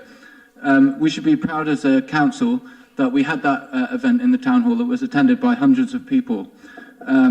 We should also be proud that we were able to have that event at a reduced rate, which saved valuable resources for local trade unions and the Oxford and District Trade Union Council, who organised the event. Several of us in the chamber today were at the rally, and I'm sure they will agree that then and now it is essential that we back our local workers fighting for fair rights and pay. And the event showed the great energy in the trade union movement here in Oxford, and how it is so important that we back our workers who are struggling to support families and keep warm this winter. The motion rightly blames the Tory government of tax dodgers and millionaires for this cost of living crisis. And we as a city council must make sure that we do what is in our power locally to mitigate the impact of the crisis through our support for advice centres and local charities, and making sure schemes such as landlord licensing are successful and succeed in improving the conditions for private renters. The amendment rightly calls for the country to back the TUC calls to bring in the supply of energy into public ownership, as Chris has just said, so that we as a country can prioritise above private profits the expansion of clean, green and safe energy, and also support the most vulnerable who struggle to pay for their energy bills, who are often paying over the odds for their energy on the basis of, for example, being on prepaid meters. Thank you. Thank you very much. Hosnia. Thank you for bringing this motion. So I'm just going to tell you a couple of small, short stories, one from home and one from the strikes that I've been on recently with our nurses. I went to get some milk after a day at work at the co-op not far from where Francis O'Grady grew up. And before I realised what was happening, the cashier was basically trying to get a bottle of washing up liquid from someone who had just stolen it or was trying to steal it from the shop floor. Like, imagine being in that situation, that you are having to try and steal a bottle of washing up liquid. And from the strikes, I know that this week, as we've already mentioned, there's going to be even more about workers joining the strikes. There's going to be junior doctors soon, firefighters, teachers are going on strike. More than 34,000 nurses have left the NHS in the last 12 months. And when I was on the strikes, and I do encourage all of you to try and join the picket lines where you are, because it does show the solidarity that we have with the workers who are doing all they can, and they are striking because they have no other option. A brilliant couple that I worked with from Tamil Nadu who were there at the strikes with their young child were talking about the anxiety that they felt day to day, month to month, about just making ends meet. And they had travelled across the world to come and work in our NHS, and yet they were really struggling, and they're striking because they think that there should be fair pay for nursing, and that we need safe staffing, but that involves giving your nurses enough pay that they can live week to week. The anxiety and the worry that so many are suffering day to day, it really takes its toll on your mental health, and it's no surprise that we do have a crisis of mental health illness in this country.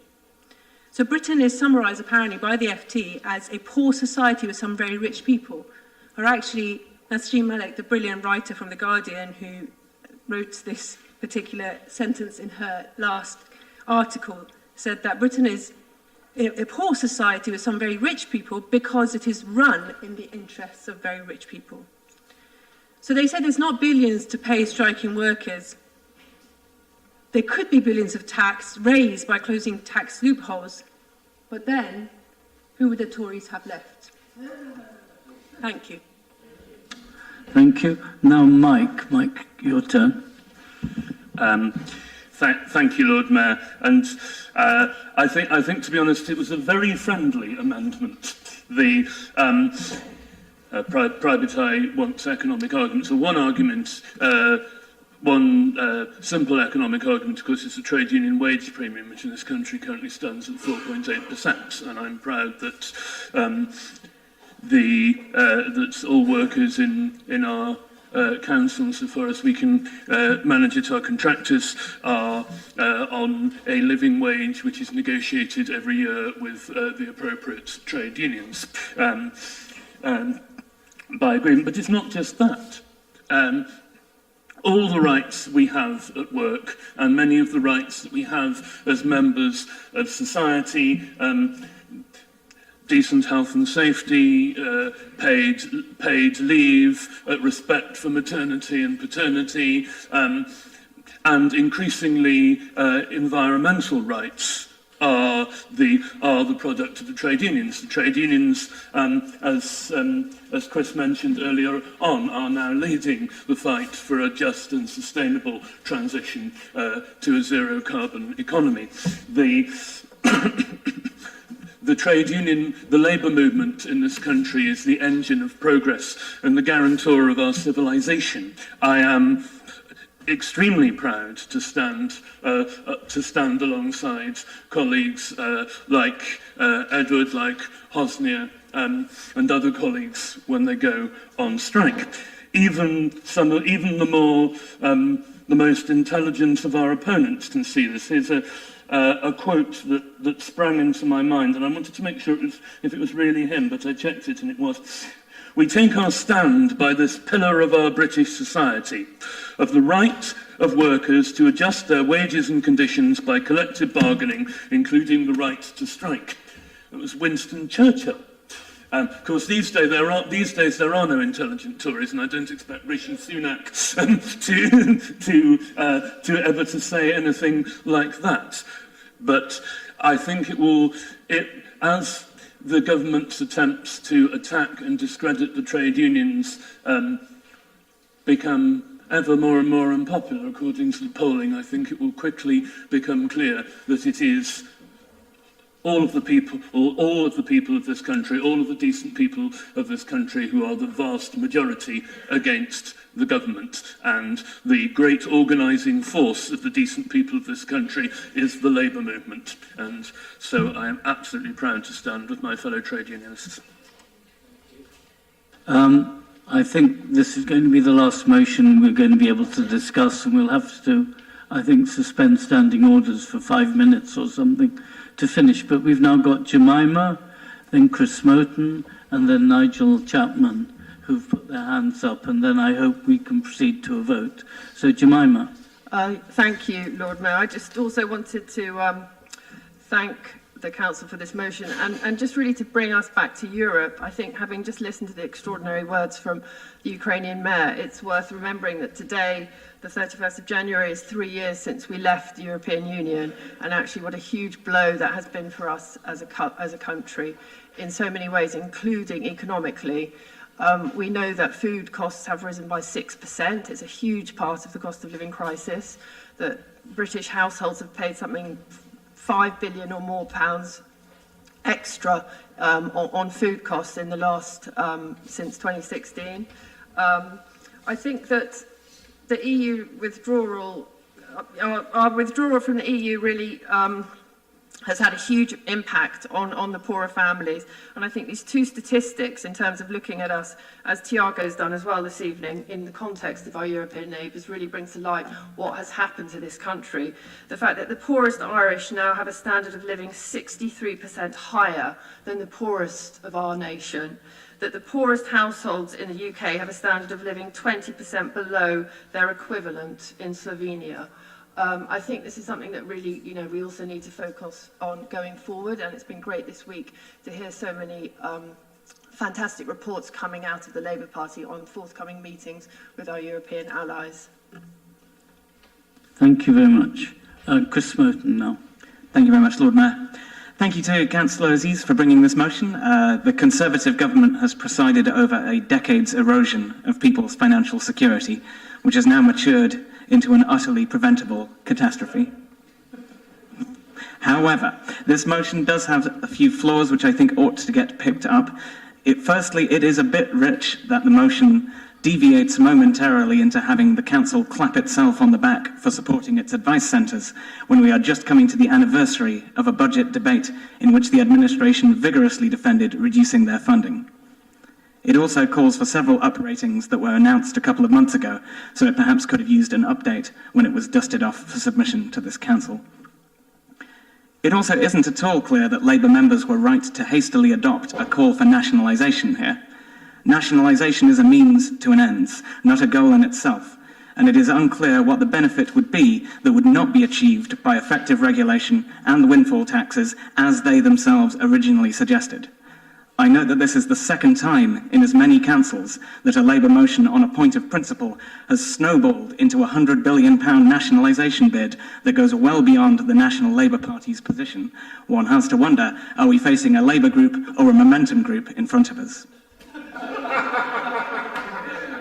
Nonetheless, these issues are dwarfed in significance by the brutal impact of financial insecurity that keeps people constantly at the cliff edge. There is no greater barrier to improving one's situation than insecurity, both due to direct inability to take financial risk and because of the devastating psychological impact of prolonged financial stress.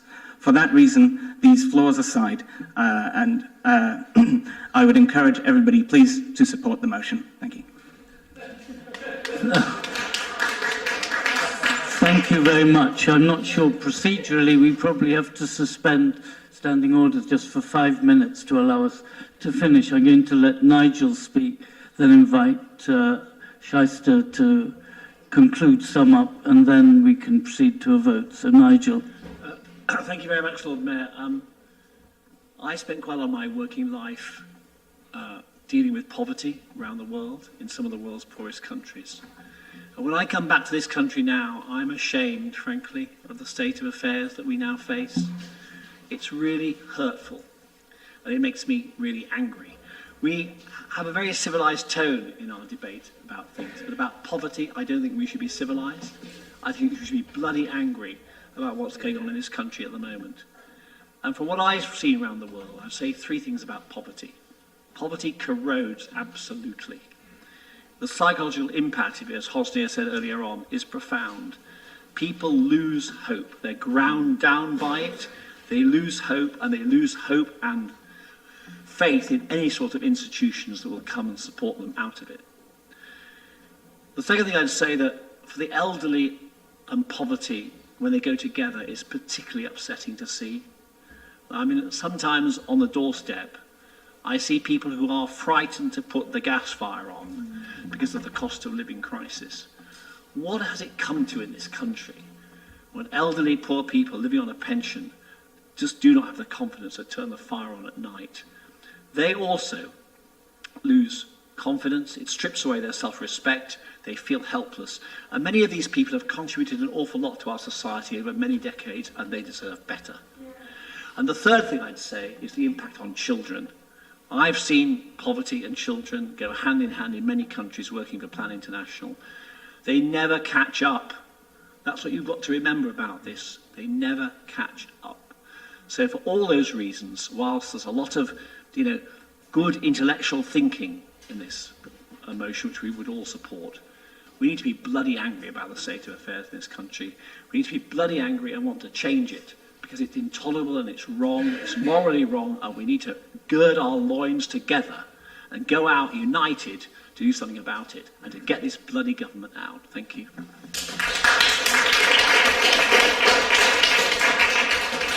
Shyster. So I'd like to thank everybody here for their contributions this evening to this discussion. Like Councillor Chapman, I've spent most of my adult life working in international aid. I've been fortunate enough to travel around the world and meet people from all walks of life, trying to survive lots of horrific things. Poverty is political, be it on our doorstep here in Oxford or somewhere what they usually call remote, which is not remote. I recently, a couple of months ago, I was in a supermarket in the centre of Oxford, and I was horrified to find poultry, dairy products, nappies, all with massive security tags. They were covered in security tags. I've not seen that before in this city, and this is becoming the norm everywhere. This motion outlines very clearly the impact of the Tory cost of living crisis on everyday people, and also the vilification of the trade union movement as well, and working class people and workers. I'm pleased that everybody here is happy to support this, and I do want to also go on record to thank the officers of this council for all their work that they are doing to try and assist people in this crisis. They are working as hard as they can, and as I said, we know from our own emails that we are receiving and phone calls as councillors, our casework is increasing. I think it's really important that we held this debate in a very compassionate and respectful manner. I would also like to thank Councillor Jemima Hunt for bringing the specific points that you have about the wider failure of this Tory government in terms of what it's done to this country. It's absolutely devastating. And thank you for supporting this motion, and I hope indeed we get a unanimous vote to support it. Thank you. Thank you. So let's proceed to a vote. Those in favour? Against? Abstention? I think this is the first time every motion has been unanimous. Thank you very much indeed. And you've next got the joys of the budget meeting to look forward to. So come girding up your loins for a lot of discussion of the budget.